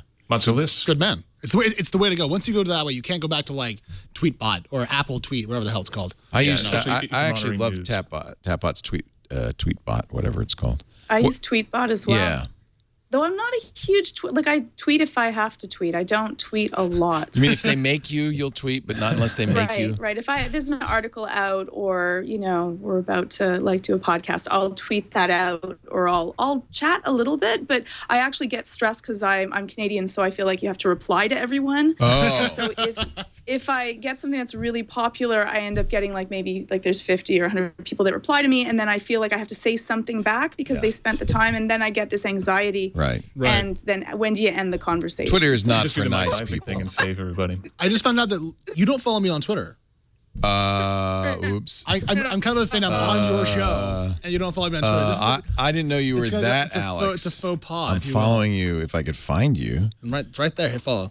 That's you? Well, it's a drawing of me. There you go. You follow me. I have to. I'm on your damn show. That's why I'm here. Apologize. It's like Twitter etiquette or Twittiquette. Am I not following Georgia? I should probably There she is. find out. Pull her up. You follow each other. See, you follow her, but not me. I kind of like that. We follow each other. Follows me too, out just for the record. Yeah, I've followed Tim since he got his Twitter account. Tim's actually worth following. No, it was someone else that added me to your Twitter, so it doesn't really count, does it? You think somebody else added you? Well, then how would you know that you didn't follow me? He follows 2,338 I follow a lot of That's people. fair, I don't know fair, everybody that's I fair, follow.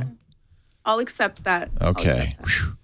That was close. All right, the Twitterati is now happy, content. We can move on. Now, as somebody sitting in a white room, do you mind the white background in the new Twitter? I use Tweetbot, so I don't. You don't know? I have a nice dark background. Yeah. I got a lot of comfortable Twitter in my hate for cave. complaining about this. People are really serious about their social profiles. I felt bad. I mean, okay, fine. I mean, look, if you're on Twitter for 5 years, say, and you build your profile the way you want it to be. Well, that's the thing. I had a background and everything that I liked. I agree. It had the Twitter, the Twit logo and all that. And when Facebook changes one that button shape. Right. The thing is, they change it without asking, and this is what you consider your own little environment that you've created, and then to have someone else go in and mess with it, it's like someone else going into your room. And even if they make it look nicer, you're like, well, you should have asked permission or let me done it, because Twitter wants it to be your ecosystem where you feel safe. So I think that they should always be wary of when they make changes to what someone's personal space is. Well, and people tweeted me, well, it's their homepage, not your homepage. And I said, well, I beg to differ. It is my homepage for Twitter. It's where, because it's people I follow. It's the stream I created. It's not like anybody else's. Anyway, it was a strange thing to do, and the only reason it has any import is probably because I think it's the beginning of some sort of ad campaign, or again, I hope hope use not, takeovers, and that would be bad. I cover their earnings; they need more money. Yeah. So there you go. Twitter is also deleting stolen jokes, so that's a good thing. That was sarcasm, right? That was some sort of troll. I don't know if you've noticed this, but if you tweet something, it's not unusual for a bunch of spam accounts to retweet what you. In fact, I even get tweets back that I tweeted years ago. Yeah. And these are like spam accounts trying to look human, I think. And you're like, wow, that was brilliantly said. And you're like, oh, no, that was me. It was me. That was me. Right, exactly. So apparently a freelance writer in L.A., Olga Lexell, writes jokes. And she had a joke copied. Her joke was, saw someone spill their high-end juice cleanse all over the sidewalk, and now I know God is on my side. Is that a joke? She thought so. But apparently others, at least 5 other tweets who copied this joke were deleted. Saw someone spill. Are you searching for the... No, I'm tweeting it out. And juice cleanse all over the sidewalk, and now I know. Hey, God Olga's going to be pissed. That's fine. I got lawyers. Yeah. I work in Verizon, dude. Bring it on. Tweeted. How do they know if someone's the first person to, maybe they got that from the internet and then... Exactly. She says... watching Dave Chappelle or something, and then they suddenly... Yeah, how do we know Olga didn't steal that? Right. She says, in a tweet, I simply explained to Twitter that as a freelance writer, I make my living writing jokes, and I use some of my tweets to test out jokes in my other writing. I then explained that as such, my jokes are my intellectual property, and the users in question did not have my permission to repost them without giving me credit.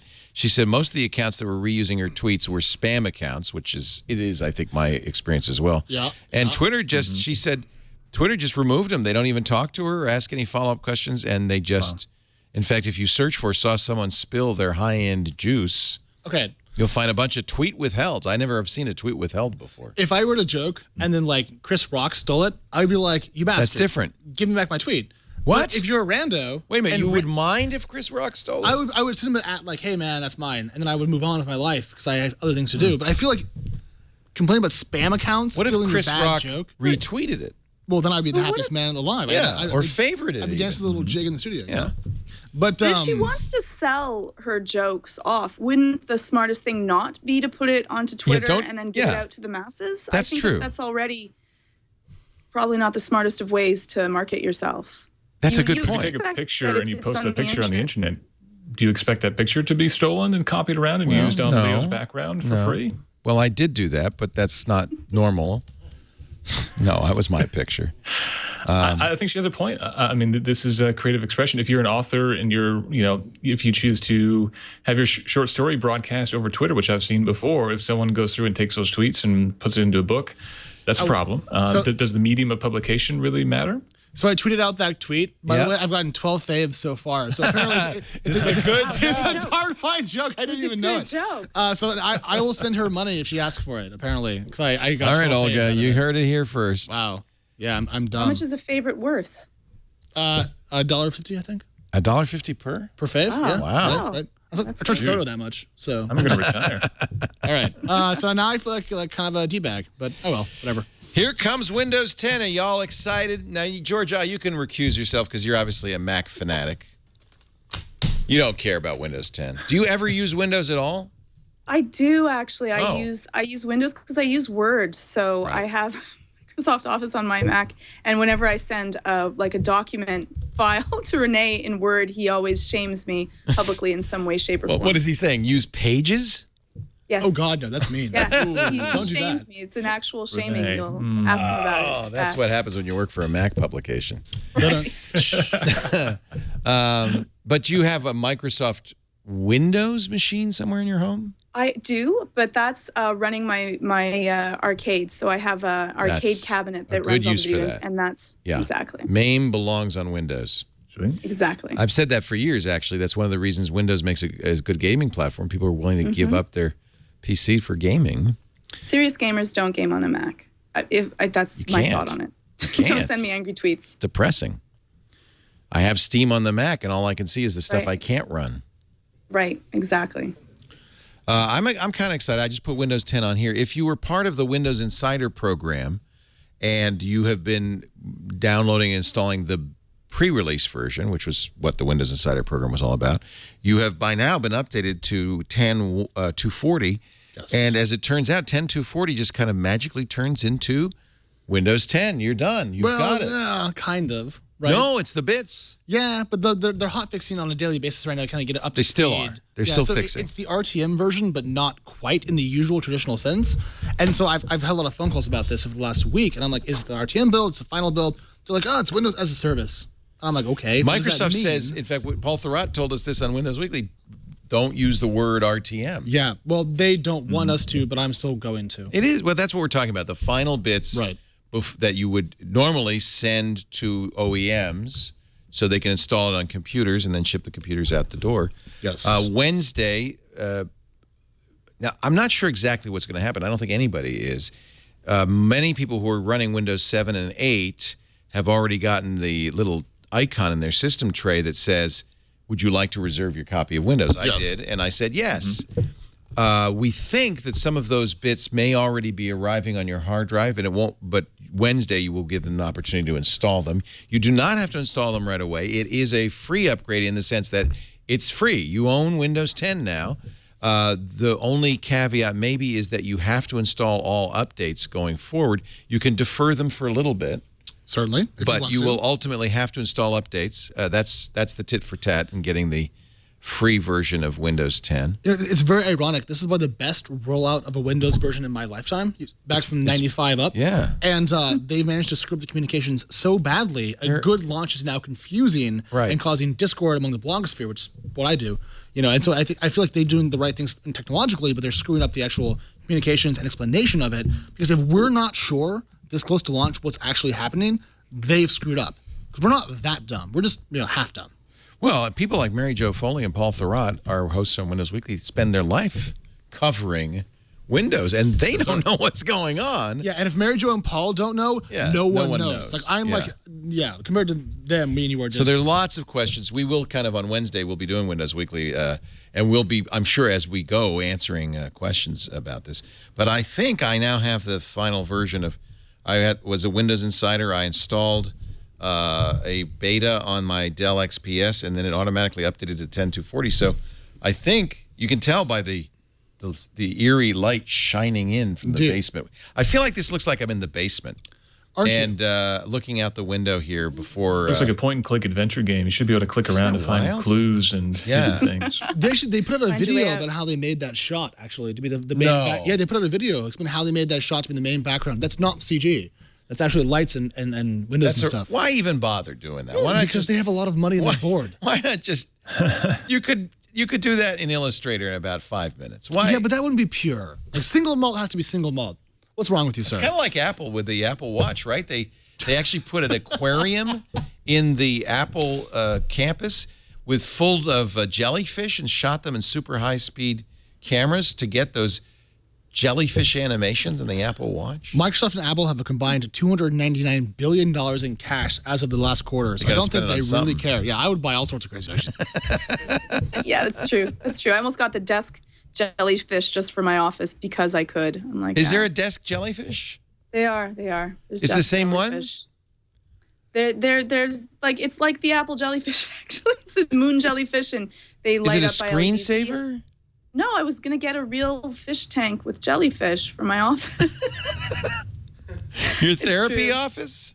My therapy office. Aren't you worried that people might have an adverse reaction? I've never dealt with jellyfish phobia, so I think that I'd be safe. I've never seen a trigger warning for jellyfish. It's never been up there on the list. Not yet. There probably is. It feels a little too Dr. No for me. I'm going to my therapist, the evil Dr. No. Right. Yeah. Well, you have to feed each one. The kicker to me was that I had to feed each one with this little tiny beaker and actually hand feed each jellyfish. And I was like, you know what? That's too much effort for a jellyfish. So that was it. What do you feed them? Small rodents? This little tiny fish pellets.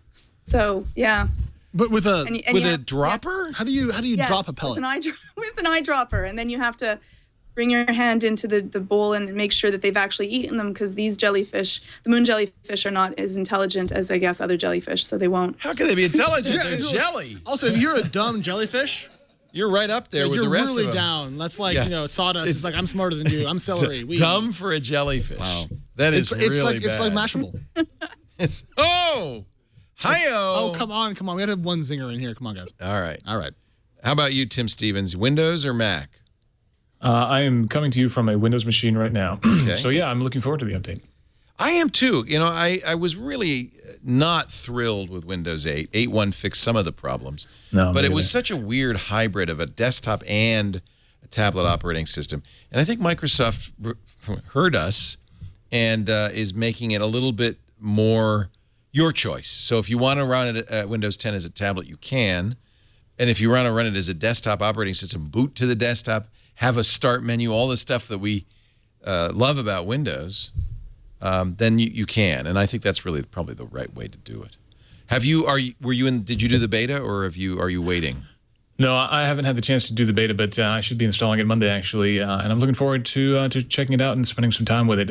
I haven't really been that happy with Windows 8. It's been fine, but I use it exactly like I used Windows 7. So for me, it's just more clicks to get to the same stuff that I ever did before. I don't really use any apps available through the Windows App Store. I'm not really into only being able to put apps on a third of my screen or anything like that.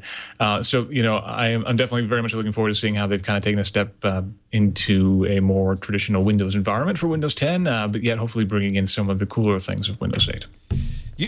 Why do you say this was such a good launch, Alex, for Windows, the best launch ever? Well, I mean, if you look at the way they did 7 and 8 and even 8.1. We had a Windows 7 launch party. They sent me playing cards and balloons. Did you actually use them? Or Yeah, I did it on the air, and we installed Windows 7 together. Did you dance a jig perhaps while it was going on? And actually, I loved Windows 7. I thought Windows it was the 7's best great. version of Windows ever. It was until now, I feel. But what did Windows 8 do? Did they do anything to acknowledge Windows it? 8 was Steve Lisanovsky's pipe dream that essentially led to, you're done. Updates were installed. But with 10, I honestly feel like they've actually been so public, so open, so clear about what they're doing in response and feedback and fixes and so forth. They've actually built a better OS because we've all been part of it. In the Windows Insider program, it's now 5 million people that are doing this. Yeah.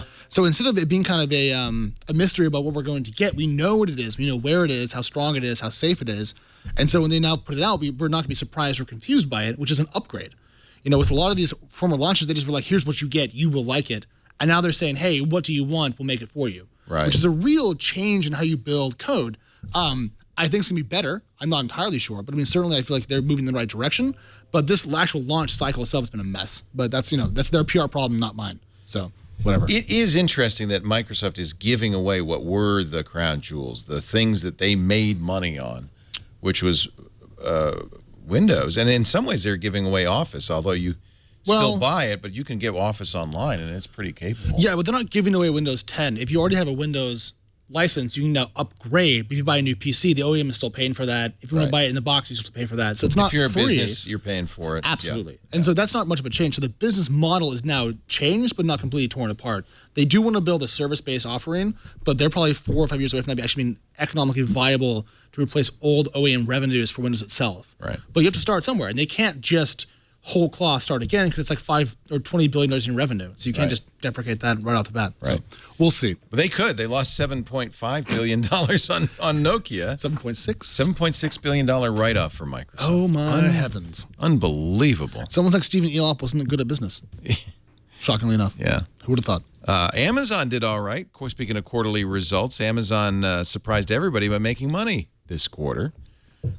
It's my understanding that Amazon kind of controls those dials. They can make money or not, depending on what they want. But they reported a $92 million. That's not a lot for Amazon. $92 million profit for the quarter ending June 30th. Investors expected a loss. Yes. So of course the stock market went wow and ended 10% higher on Thursday.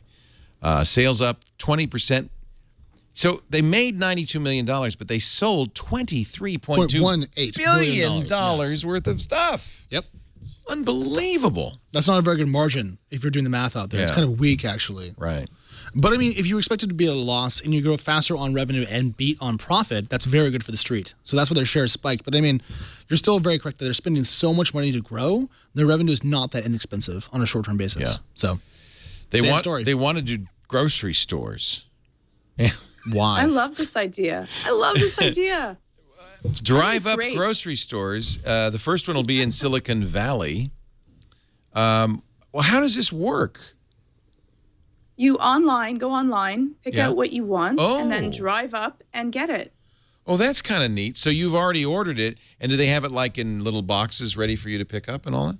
Probably little droids are going to be, drones are going to be sending them down to you, to the car. Here in the States, most grocery stores, I think, do offer delivery. We use Safeway, and they'll come and they'll deliver for a fairly low fee. So why would I do this instead of getting my grocery store to actually bring it to me? You see, I don't have delivery here at grocery stores. You can call to order, but then you have to actually go put all the boxes into your car yourself and then bring it home and unload. So I would love to be able to just drive up, have it already set for me, and then bring it home. If they would deliver it to my door, I think that would be a much better benefit. So I think that's not a greater thing for Amazon to get involved with if you already have home delivery. Is there Instacart in Canada? No. Okay. I don't have any of that stuff. All right. Well, because you described Instacart essentially right there as a model, and it's working very well down here. So, all right. What do you use? You're in San Francisco, so you presumably have many choices. I don't really cook. So you just eat out. Yeah, pretty much. So yeah. Which is why I have this glorious double chin you're seeing on this camera right now. So actually, you drive-throughs, you already go to drive-throughs. My car lives in Oregon. I don't have a parking spot. Wow. Yeah, dude. Parking is so bad in San Francisco, Alex had to park in Oregon. Yeah, it's kind of a that is terrible. It's kind of a hike down the 101 for like 87,000 miles. I feel terrible. For no, between a parking spot per month and insurance and gas and maintenance and other parking, I was like, I'll just take Lyft. If I lived in the city, I'd do mass transit. You bet. Wait, what? Mass? No, you can't do that. You don't take the Muni? Take the 47 bus one day and tell me how that goes. I did for 13 years. Take Lyft the rest of the time. You Lyft it? I Lyft it. Indeed, sir. Yeah, or Uber it. Not Uber? I Lyft. Yeah. You Lyft. Yeah, I don't like Travis that much. Yeah, I mean, I would go Lyft. I'm just nervous about the mustaches. You don't ride them. Huh? What? You don't ride them? You're supposed to let the joke pass away for the kids. Thank you. I'm moving on. Gotcha. The 1+2 is on its way.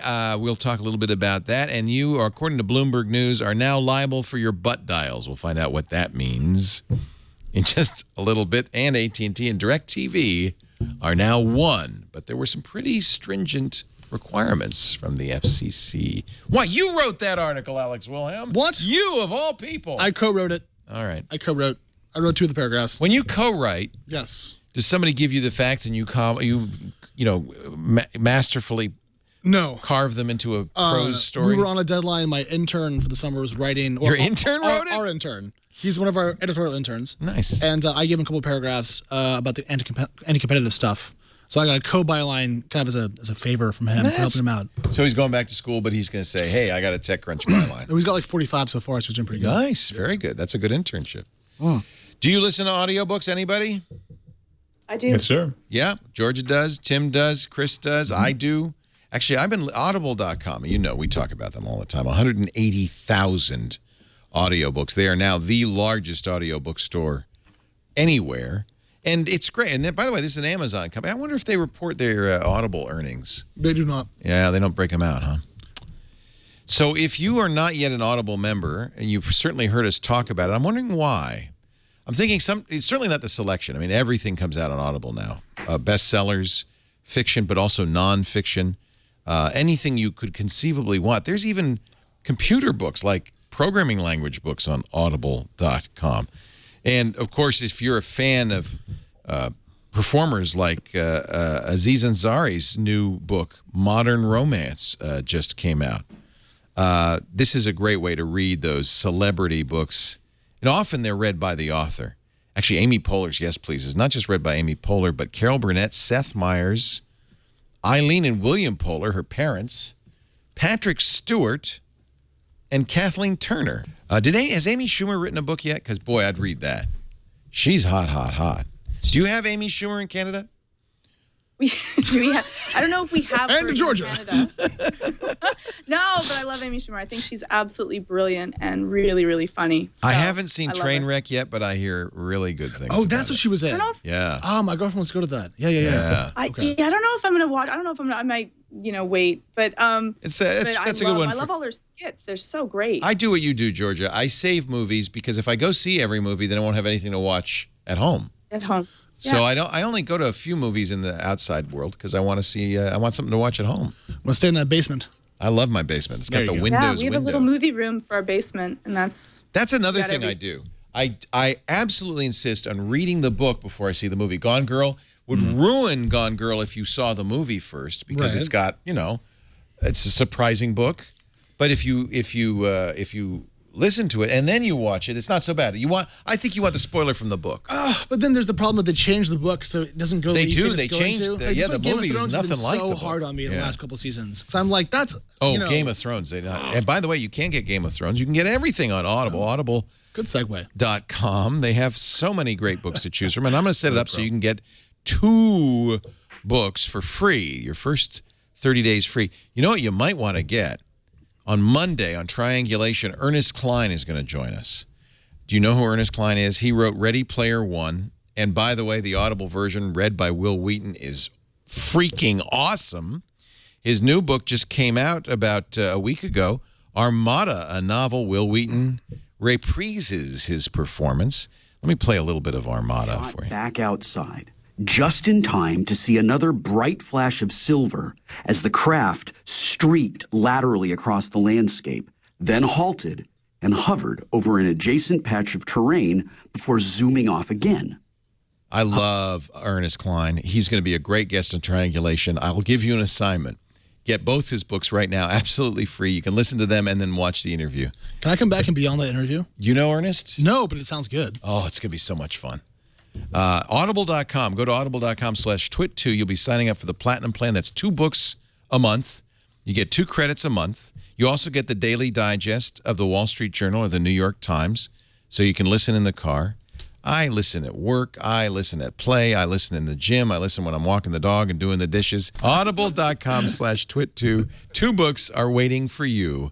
Audible.com/twit and the number 2. I loved the OnePlus One. I thought it was the best phone of 2014. Great battery life, which, by the way, nobody seems to be doing anymore. Everybody's just given up. The iPhone has great battery life. No Android. Yeah, no, iPhone's good, but no Android phone has battery life. I'm using the Nexus 6. It's like 8 hours battery life. That's not easy to even get. 8 hours battery Yes, it's life? terrible. That's ridiculous. So, well, it's so very small. You know, well, wait a minute. Hold it up to Georgia. It'll look like it's gigantic. Look at that. It covers it's bigger than her head. Exactly. That's beautiful. So, but the OnePlus One had 20. I would get 20 hours battery life. Now they offer a very pure Lollipop version of Lollipop they call their Oxygen OS. You can also get CyanogenMod 12 on it. So the OnePlus 2, people have been very interested. OnePlus has been giving out tips talking about it. They say it will be around $450. That's about $100 more than the old phone, but still a lot less than a flagship phone from anybody else. $700 usually, right? Yeah. So it's still a firm discount. Oh, it's a great discount. They're also going to include a Type-C connector and charger. Indeed. That new USB connector that Apple's using on the MacBook and Google's using on the Pixel. Google's already said that the future of Android is Type-C, so that's pretty excited. It's true for everything, right? I think so. For laptops, for everything, and it's going to eliminate these proprietary adapters, which are terrible. We also think that it's going to have 4 gigs of RAM, which makes a big difference in Android. Apple really manages RAM much better, but on Android, more RAM is good. And the interesting thing is the launch tomorrow will be in VR. So they're it's going to be in what? Virtual reality. You'll be able to go. It's going to be 7 p.m. Pacific on Monday. And you probably should run out and get cardboard or something, some sort of VR helmet so that you can go online. They're actually even offering on their cardboard page an opportunity to get cardboard that will work. Oh, it's sold out. Oh, there you go. That's not a surprise at OnePlus. Pretty much. They made 7. They can't even get enough cardboard. That's ridiculous. So they say that there is going to be an invitation system again. In fact, I applied for my invitation immediately, but that they're going to be far more this time. So maybe they'll be able to get those out to people. Okay, so it was HTC that would lead the Android war. Then it was Samsung. Yeah. Now it's Xiaomi. And is OnePlus next? I feel like we go through these Android OEMs on a 2-year basis. If not on a faster it's really time cycle. stunning. Samsung has just collapsed. I thought the S6 would revive them, but it is not sold well at all. No. HTC is no longer even in the running. They've just fumbled the ball. Although they have a new HTC phone coming that looks pretty beautiful. I think OnePlus, I don't know. Xiaomi you can't get in the U.S., so... Well, you can. I mean, we have one at the office, but like you can't buy them commercially on like bestbuy.tumblr.gif. It's never going to be a big seller in the U.S. I know quite a few people who've had hardware issues with the first OnePlus phone, and I'm hoping that they have a little bit better reliability with this one. But I know multiple people who've had issues with the display conking out or touch sensitivity going bad. Absolutely. I think that reliability has been a challenge for them. So I'm hoping that they improve that as well. Well, and more importantly, if you have problems with it, it's very hard to get support. Mm-hmm. You know, they haven't done a good job of, they're a Chinese company. I don't think they have a big support network. So that's been a concern too. I've heard from a lot of people, as I'm sure you have, Tim, who bought OnePlus One's phones. They had a problem and just couldn't get them replaced, couldn't get them fixed. In any event, it's going to be interesting to watch. I'm very intrigued that they're doing a VR announcement from their offices. And I hope that the phone is available soon. They haven't said exactly when the phone will be available. But do go and... Are they going to also have the replaceable backings? Yes, I think they're going to do that again. The backing is that same weird pebbled plastic. Do we like that, or is that kind of ugly to us? What's our take? But you know, who cares? Because everybody puts their phone in a case, right? Did you cut yourself? I'm bleeding on set, sorry. my goodness. But see, I have my scab broke up, and so I'm band-aiding. Well, we're giving you a what is that? A Marvel Band-Aid. I was trying to do it quietly off camera, dumbass. Hey, I see everything. I see everything. I also see that you now have 38 favorites and 9 retweets on your stolen joke. Yeah, it's true. How long before the cease and desist comes? What's the total count now? Now that I'm done bleeding, the count is 6 and 39. Yeah. Wow, that's impressive. Proves the point there that a good joke can be stolen twice before you wake up. Yep. All right, I'm done. Not the fastest processor. It's only a Snapdragon 801. 801, is that right? Oh, that's the OnePlus One. Never mind. I'm sorry. Well, you have bad information. I'm looking at the OnePlus One. I went to the OnePlus site, but the only information they have here.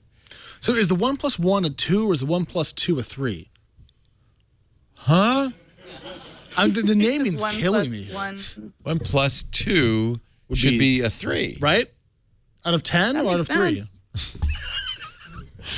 3 out of 3. I guess out of 2 because there's 2 phones now. So if you want to get an invite, you can get one at oneplus.net. When I signed up for an invite, I was 39,152. I imagine a few more people have signed up for invites. Do you have your little virtual reality glasses, though? Oh, I do. I have cardboard, but I also have, I'm sorry to say, I'm almost embarrassed to say, the Galaxy S6 and the Gear VR helmet that Galaxy sells that you put the S6 I have Gear VR as well, Leo, so we can commiserate together. It's a lot of money. And you know it's really pathetic. The S6 overheats so easily that almost always halfway through the VR experience it goes, we're pausing while we cool down.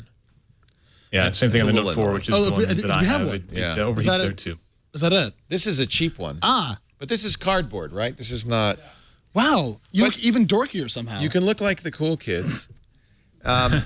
We should have a viewing party on Monday night for you want to come over? No. You can scuba dive. I came on camera, I ran out of tequila, and my arms started to bleed. No. I'm done with Twit. No, I'm done with Twit. One episode. Have you done any VR stuff, Georgia, at all? That's such a hard fish. So I've been dying to try out Oculus Rift and went to CES. I had my date planned because I'm really into the virtual reality type of thing, especially for gaming and just experiential kind of things. And the day that I left, Serenity and Renee got to go in my place and then, bragged about it the entire time to me. So I have never actually used Oculus or, HoloLens or anything else as of yet. You can get, that is Oculus, the Gear VR, the Samsung Gear VR plus Gear S6 or a Note 4. That is Oculus, right, Tim? That's the same technology Oculus uses. Oculus technology, it's definitely not quite the same experience. There are issues with fogging and things like that you don't necessarily get with I have that problem, especially when I watch VR porn. It gets all steamed up. Yeah, well, that's your shower. No, I shouldn't watch in the shower. Is that what you're saying? I'm saying if you're no, you shouldn't. Definitely not. No electronics in the shower. It's standard. Tim, I'm glad you said that because it does. It steams up for me. Yep, it's definitely an issue. Maybe you should watch some documentaries or some audiobooks on your Oculus instead of watching porn. I do it for research. The Ashley Madison for the VR articles. experience. I do it for research because a couple of the big porn sites have started shipping virtual reality porn for these devices. All right. So who here has used HoloLens? Okay, just how do you like that? That's the Microsoft solution. That's the only one I've really used. That in cardboard, but that's augmented, not virtual. Certainly, right? But I mean, like tomato, potato. Well, there is a difference. You can see the world around you with the What do you prefer, VR or AR? Okay. So this is a big change because for a long time I said forget VR. It makes people nauseous. It's really only for gaming. You can't see what's going on. People could sneak up behind you and cosh you on the head. Yes. But AR, you see what's going on. It doesn't make you nauseous. And the use case is amazing. Now, it's not great for gaming, although Minecraft looks pretty cool. Indeed.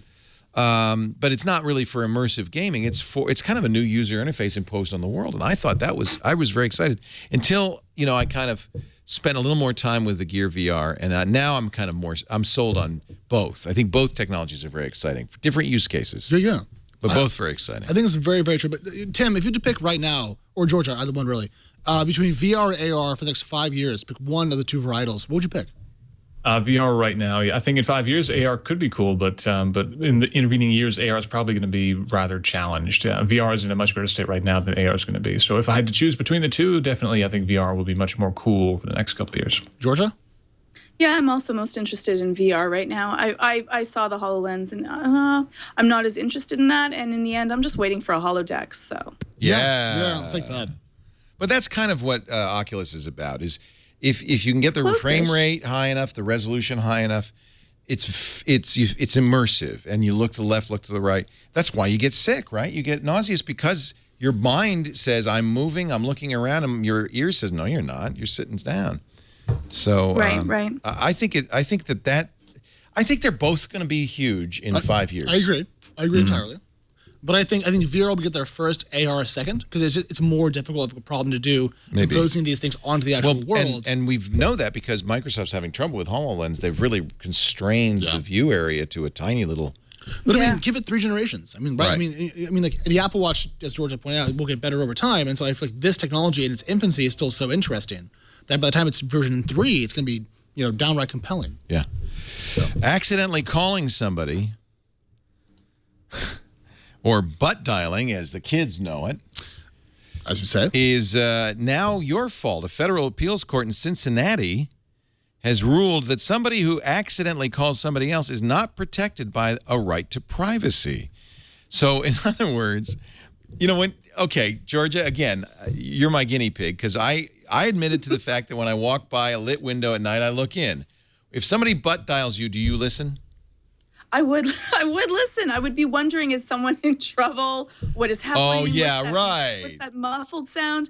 And it would just be interesting to see what do they really think about me? That's what I'm waiting for. I'm waiting for them to say, that Leo Laporte is such a jerk. What is he doing? People already say that.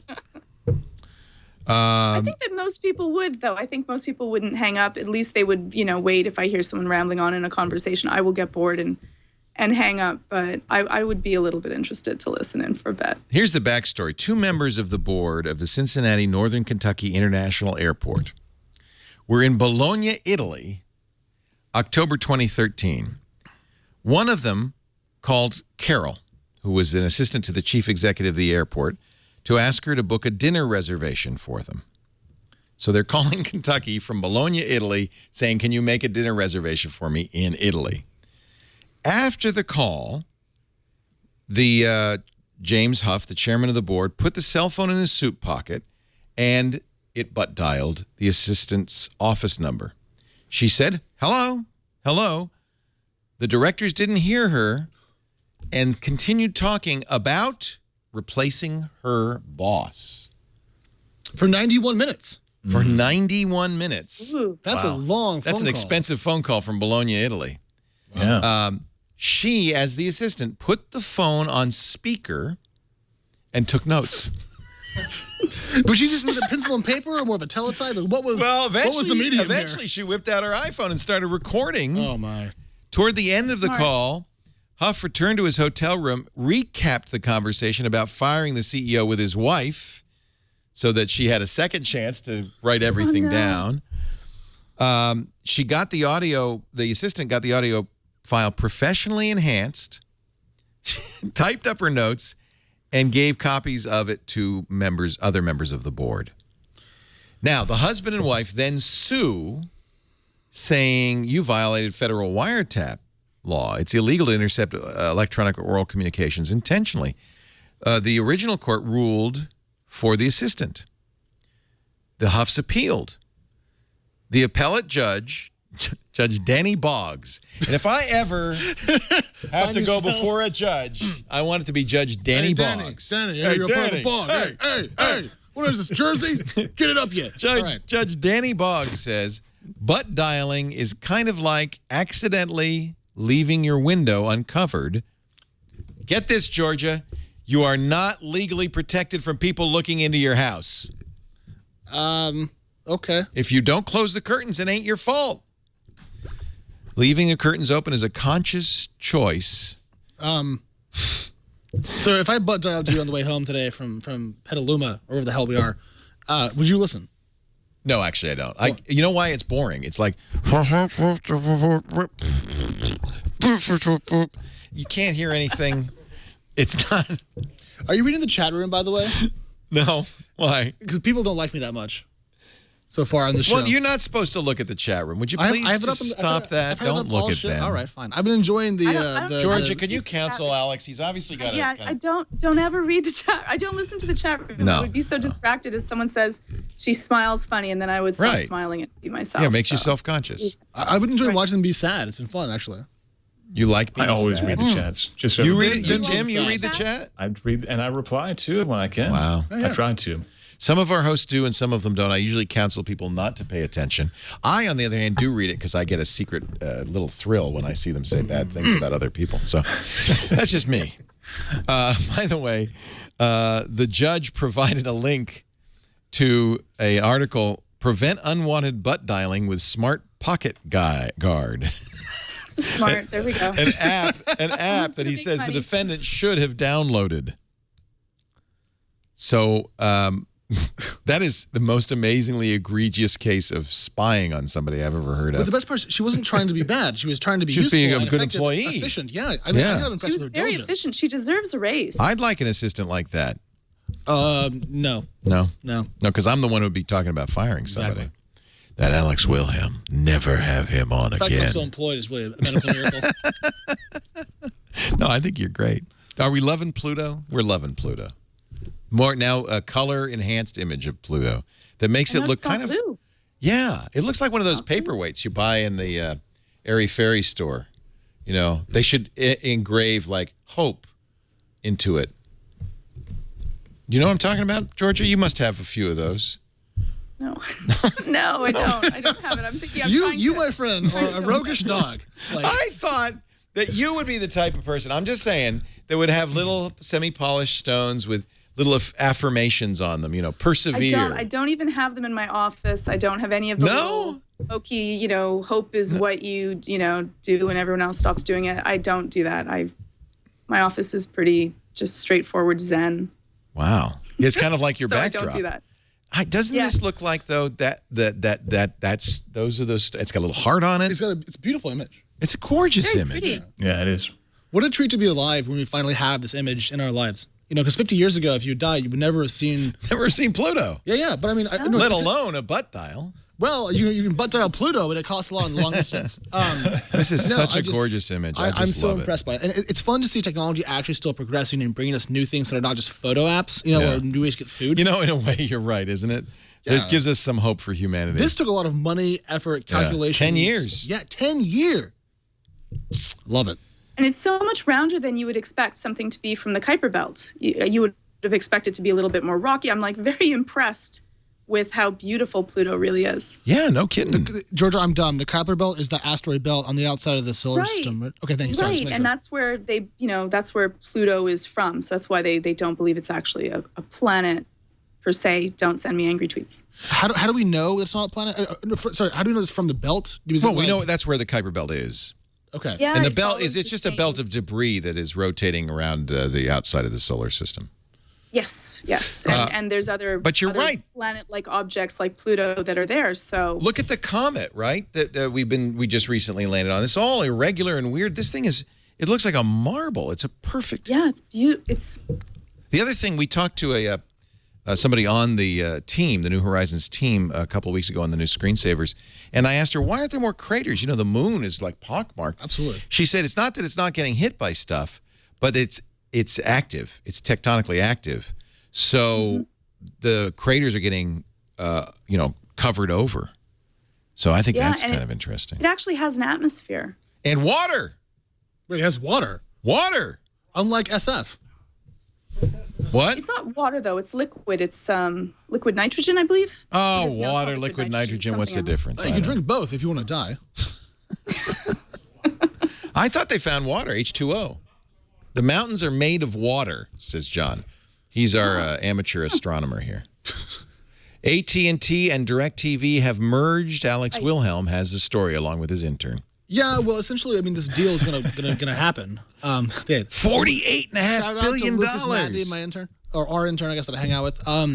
The real story is after the FCC killed the Comcast deal, essentially, the list won't go through. So it proves that big combinations on the telco and cable side are impossible. Are not impossible.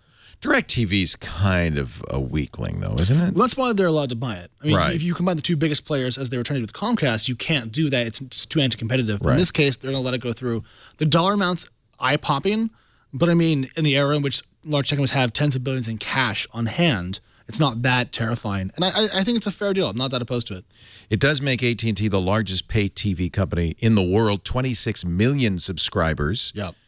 That's bigger than Comcast?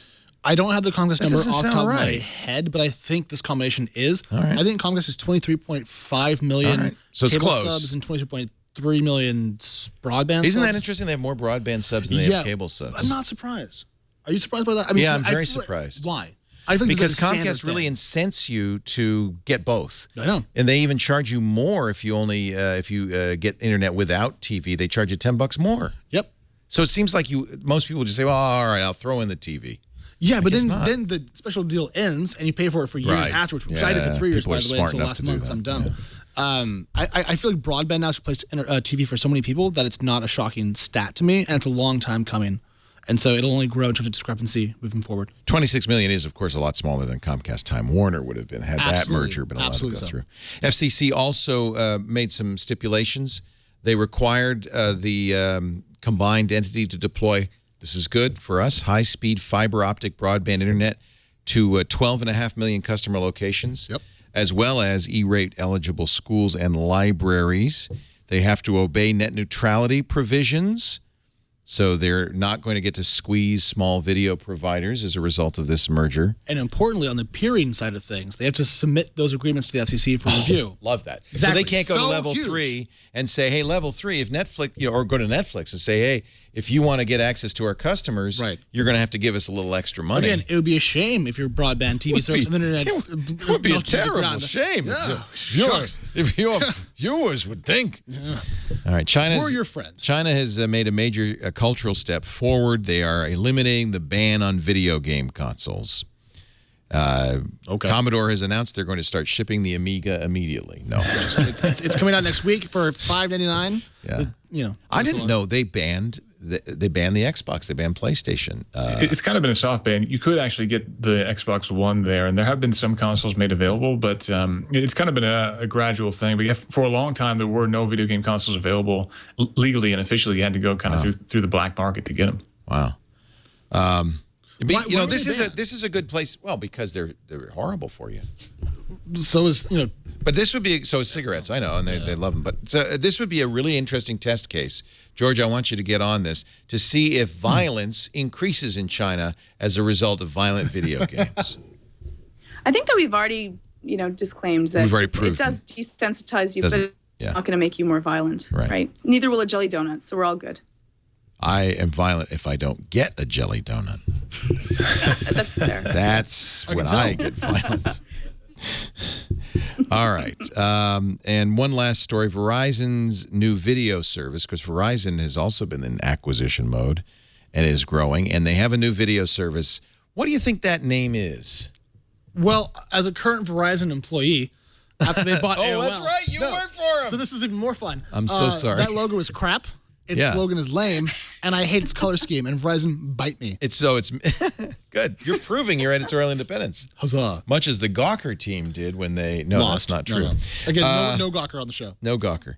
So it is mint green. It looks like... God, I don't even know what. It's a kind of a question mark or quotation mark followed by a circle with a Go 90. And Go 90 is the name of it. What millennial is to blame for this? You think it's a millennial? Oh, absolutely. Yeah. Other people actually have taste. Aren't you a millennial? Yeah. I don't like my team either. You don't like your team, huh? Go 90. It is going to be free, at least to start, and it will include ESPN, Viacom, CBS Sports, the NFL, and DreamWorks. Free to watch at launch. That means like a minute later, they'll start charging you. Tim, are you going to use this? No, and I am no longer a Verizon employee, or I never was officially a Verizon employee, I guess I should say. But no, I will not use this. What do you watch for TV? Because you're in the middle of nowhere, right? In fact, you use a MiFi, I think, to talk to us. We used to. We now have Time Warner cable. We paid them to run along cable up the driveway, and we are now officially tethered. But I don't really watch TV. We only have internet. I watch Netflix, and so I'm usually a season behind whatever the hip new thing is. Yeah, I just read an interesting article about Netflix. I guess the DVD by mail business has kind of shrunk hugely. Yeah, but it's still doing $90 million in net profits in the last quarter. So it's kind of like AOL's old dial-up business that was a declining cash flow, but still a cash cow. But really a good example of what I think. I have such respect for Reed Hastings, the CEO. Absolutely. He made that pivot, a very difficult pivot, made more difficult by some missteps, saying he was going to merge the two companies, then he was going to separate, and it was going to charge you twice as much. Yep. But one of the things, this is the New York Times writing about it, one of the things they've done right, they've fallen. In 2010, they were doing 20 million subscribers to DVD's service. Now it's 5.3 million. But the way they've made that work for them and continue to be profitable is by automation. Yes. So they have a giant robot now. I just like saying the words giant robot. They used to have humans empty the envelopes, stuff the envelopes. Now they have a giant robot which opens the envelope, cleans the disc inside, identifies it, checks that it works, puts it back in the sleeve and then back on the shelf. 3,400 discs an hour. Okay. Which is a 500% increase over humans. Think about how much better their margins are on digital distribution as opposed to actual physical distribution. So as this declines and we move from DVDs to actually streaming services, they make more money. Yeah, because they have better margins. So they have 5.3 million DVD users, 65 million streaming members. Exactly. That's a huge difference. Yeah. And yet they have no good movies on streaming. I guess people don't care what they watch, right? They have a good comedy selection. I'll give them that. All right. They have They have House of Cards. I mean, they have the originals on Netflix are quite good. Yeah. Maybe that's what's saving them. Mm-hmm. Well, the days of Redbox are behind us, I think is the fair thing to say. Redbox. It's still around, isn't it? Well, I got a DVD to the office. It was a Bitcoin documentary, and they handed it to me. And they sent me one, too. Yeah, but I couldn't play it. I didn't have a CD player in the office. A DVD? Oh, DVD player, whatever. We literally didn't have one computer that could actually play the DVD. I don't either. Like, why would they just send me a USB drive? Send me a link. Like I'm Jeep. Send me a link. Tim Stevens, he is at CNET. That's where he covers autos and anything else he's interested in. It's always great to have you on, Tim, at Tim_Stevens on Twitter. If you want to steal any of Alex's jokes, be my guest. I'm going to retweet that right now. Yeah, do. Let's all do that, right? We also have had a lovely time with the Tang and tequila drinking Alex Wilhelm. How's it going? I'll get you Tang for next time. Okay. Oh, can I come back? Yeah, of course you can come back. You're great. You're a character. All right. Yeah. All right. And, of course, Georgia Dow is always coming back because she's the greatest at imore.com. She's at Georgia_Dow. You should have gone to Mexico last time Alex was there and bought Georgia. You could have bought. He bought Alex. I bought it over Skype. Oh, you didn't go to Mexico? I used to live there, but that's a different story. Yeah. And so some guy named Alex just said, "Hey, you want Alex?" No, I tweeted him. I'm like, "Hey, man, can I buy your username?" And he said yes. Well, Twitter used to break every day back then. How much did you pay? $60. $60? Yeah.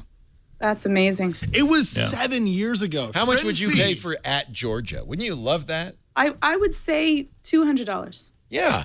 That's about it. So the state of Georgia, if you don't need that Twitter handle anymore, get rid of it. Give it on to somebody nice from Canada. Thank you, Georgia Dow, for being here. You could use $200. Hey, you know what I didn't do? I didn't show you the wonderful things we did this week on Twit. How about a little bit of a little edited mini clip fest? If you didn't see the shows on Twit this week, this is what you missed. Previously on Twit. Security Now. What these guys found is a way to connect to Chrysler vulnerable vehicles. They completely took over his instrumentation. Oh, this is horrific. They can kill the engine, cut the transmission, disengage the brakes. Meanwhile, those guys were at home on the couch doing this over the internet. That's what's really scary to me. All about Android. How do we feel about the Remix Mini Kickstarter, which offers a PC running Android for just $20? I would rather take a $20 bill, fold it up, stick it in the HDMI port or wherever this thing plugs in, because a month later, when I quit using this, I'll be able to pull that $20 bill back out and actually do something useful. The new screensavers. We all read the article about the Cascadia subduction zone. scared a lot of people. We thought we'd get an expert in here. Any earthquake on Cascadia doesn't necessarily mean it's going to be the whole thing. Whenever there's an earthquake and then some article gets into like, you're all going to die, and the earth science community is just like, no. Twit, it's what's for dinner. You know, when I'm not pillaging and destroying the coast of Scotland, I enjoy a good Dinty Moore beef stew. Don't ask. Just don't ask. Do we have the week ahead? Coming up this week, OnePlus is announcing their OnePlus 2 phone tomorrow. The launch will be streamed in virtual reality. And speaking of VR, Nokia will unveil tomorrow what is expected to be a virtual reality product of some kind. Then on Tuesday, Motorola will announce the third generation Moto X, a few other things. Also on Tuesday, Twitter and Yelp report earnings. Ooh. Windows 10 ships Wednesday. That's also when Google switches users from Google Plus Photos to Google Photos, and Google plans to announce a mysterious service called Pay with a Photo. Facebook and Nintendo announce earnings Wednesday as well. But Thursday's the biggest day for earnings. We'll hear from T-Mobile, Nokia, Sony, Electronic Arts, Shopify, LinkedIn, and Samsung. Then on Saturday, the Black Hat Conference begins in Las Vegas, Nevada. That's what's coming up this week. Back to you, Leo. Thank you, Mr. Michael Elgin. He's our news director and the host of TNT Monday through Friday, your daily dose of tech news, 10 a.m. Pacific, 1 p.m. Eastern Time, 1700 UTC. We do Twit every Sunday afternoon, 3 p.m. Pacific. Please stop by and say hi. That's 6 p.m. Eastern, 2200 UTC. You can watch live. You can be in the chat room. And if you're in the Petaluma area, you can also sit in a nice, comfortable chair and enjoy our cupcakes. All you got to do is email tickets@twit.tv, so we do put a cupcake out for you. Because we want to make sure. And they're really good cupcakes, too. So Aren't they good? I recommend it. Yeah. They have a little logo on top. It's very Actually, they're to celebrate our 4th anniversary. We moved into this studio 4 years ago on Friday, on the 24th. And you're still in business. And we're still in business. It's a miracle, really. It's more than a miracle, my friend. It is, yes. I had to bribe many, many people to do that. By the way, Renee Ritchie has tweeted me,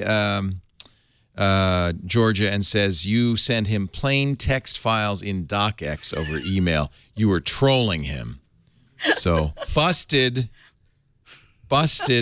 Just telling you, nothing gets by Twitter. And thanks to Ted Kakatis, who tells us that Friday is Sysadmin Day. There we go. So get a cupcake for your sysadmin. Oh, look, there's a sysadmin right there. Yeah, he's wearing a shirt. It says, trust me, I'm a sysadmin. Actually, that's the worst advertising of all time.